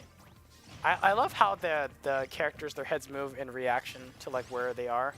Like you can see Tartamir. He's like what an observation. There we go. This is that little attention detail. Well, either way, right now, starting things off, Mr. Ping already putting 53% onto Cathark. 64 now. Very nice. So Tartamir is actually following Mr. Ping. Really interesting to know. He went for the footstool. There we go. So piece of PK fire, and now he's falling on to the Robin. I don't know what's happening at this point, but there we go. So this is a much more dominant game from Mr. Ping that we're seeing so far. And I definitely think it does come from the maybe. I don't really know, actually. The stage hasn't really changed all too much. But we'll have to definitely see on what... Maybe it's the music. I don't know. Animal Crossing to kind of lighten up the mood. Like, Mr. Bean definitely has nothing to lose at this point besides the tournament, but... That's kind of the important part, isn't it? Yeah, but I mean, he could be playing a lot more... I don't know. Like, it's still really tough because this matchup, honestly, is like the test of wills, you know? Duel of the Fates. And... You see what I'm talking about, the explosive damage? Mr. Ping was at 0% and all of a sudden 103 even percentage. Robin just kind of sneaks up on you know? He's like, give me that percent. Great tactician. You know, we've seen almost every single Fire Emblem character. A great B reversal. I love that movement option he's doing right now, and this could potentially be it. No, not yet. If he did the gentleman, that could have been it. Yeah, sure. You gotta get the fire hits though. Okay. All right. Yeah, that's what you want. That's what you sound like, right? Ping though and Cathartic once again both at very high percentages, very similar to previous games. No person really truly getting a lead, but right now it looks like Cathartic has this a little bit on lock. Ooh, he's gonna be fine. Nah, unfortunately. A little bit hard to kind of aim that when you can't see the PK Thunder at all. PK Thunder. Yeah, PK. Unfortunately for him, it's not gonna work out. And here we go, the explosive damage 25% already right off the bat. Yep. Oh goodness, and the command grab 40%. 40. And oh goodness, my 54. god, the command grab and the command grab. Yeah. I think that's the first time I've seen the down B go on cooldown. And the Boke is pretty powerful too. It hits pretty hard. And oh, look, trying to interrupt it. Oh, you see Mr. Ping how aggressive he's going for this. Oh, no spike. No spike, but no spike for him either. They both really want it. Not able to get it though. Oh goodness, both off stage for quite a bit of time. Uses the Nair to cross up the shield, back throw, not able to take it. You are not Ness, my friend. Nope. And catches it with the last hitbox. There great we go. Spike. Mr. Ping. But 110. Yeah, not really the best. Careful. But if he can get the rage down, using it, maybe he's got a chance. Yep. Right now, though, we are going to be seeing if Mr. Ping can catch back up here against Cathartic. Mr. Ping, though, at 140. This is going to be a little bit dangerous. Looks for it, but doesn't have to 11 shield. Or 11 sword. 11 sword, 11 shield. 11 something. 11 p.m. Ooh. Oh, Cathartic right now looking for the 2 stock. Just pulling out a little dash dance a little bit. Uh-huh. So moving forward from here, oh goodness. It seems like they're trading PK Fire and Arc Fire, right? Yep. But Arc Fire wins. It just does more damage. Oh no. Oh, he's fine. Okay. Yeah, he's fine. Okay. He's adapting. And he rolls away. Oh, he couldn't punish in time. He didn't do a short hop, did a full hop on accident. Uh-huh. And here we go, trying to go ahead. Oh, he couldn't do it in just in time. Look at 31% already. Cathartic okay, trying to see over. if he can get this. Oh, goodness. Oh, God. 11 sword on cooldown still, but... And 3, 2, 1. It's back there online. We go. There we go. But, he's actually getting taken out. Yeah, Mr. Ping right now. This is winnable. Yeah, definitely. Cathartic right now does not want the bracket to reset. He wants to win a clean 3-0 here. Gonna be playing a little bit safer, I would say. Running out of arc flames though, so has to be a little bit careful. So here we go. Up air, fast fall, interestingly enough. So he's gonna go for it. So Mr. Up Ping. air. Oh no, 92%. Uh-oh. He's gonna be fine. Yep, there we go. That snake extra long. Uses the fast the book. I love that utilization of the items. Cathartic. Oh, that's potentially. This is what. Oh! He knew exactly where it was gonna happen. Champion of Colorado Springs in Week 2, Cathartic on the Robin. Opens the book to victory there. Once again, you're looking at your Colorado Springs champion. Cathartic, congratulations for taking it here today. And great plays all around. Mr. Ping, though, unfortunately, once again falling to Cathartic for the second time in a row. But this rivalry will continue, I'm sure, in the future. Oh, yeah, for sure. It's just that it's a very difficult matchup, especially because Robin is not a character you see every single time. And playing Robin at such a high level like that is really impressive to see. I played a Robin like of that caliber. It's very difficult to play against them. And I'm more happy to see more character diversity and more player diversity. Yeah, definitely. And I will say we have definitely seen a large array of characters here today. Yeah. I think Richter actually, the only character Richter and Wario, the only characters kind of having a little bit of constant appearances here and there. But we've had, Plant, King K. Rool win today. We've had Ike. We've had, who is the other ones? We've had... There was an Ike. Robin just win just now. You got Wario. And we've had Roy. I think I'm missing one more. Sonic. Yeah. Oh, no. Well, Sonic didn't win, but yeah, we did see a Sonic. Oh, yeah. Honestly, a lot of... and the Ridley. Ridley taking it. Honestly, a lot of surprising character choices here and there. No one really considered truly top tier, I would say. Maybe I'd say to Ike. And Wario, potentially. Wario and Roy. But... a lot of characters kind of popping up in Esports Arena, but that is what you're going to see across all the regions here. That's Smash Ultimate. Esports Arena, but yeah, Smash Ultimate, man. And once again, like you said earlier, it's all about those fundamentals. The character choices do help you a little bit. But in the matter, all it does in the end is definitely going to be the execution from the players. And I Yep. think we see a lot of great Smash Ultimate here today at week number 2 for the Smash Ultimate Thursdays. So week number 2 will finally come to a close. Exciting games we got to see. Yeah. And my name is Wolf, and I'm joined by XT. And thank you so much for watching. We'll see you next week on Super Smash Thursdays. This time you can go somewhere. Yeah. I was about to say don't Have go a great anywhere. night, everyone. Drive safe, and most importantly, All right. take care of yourselves. Good night. See y'all next week.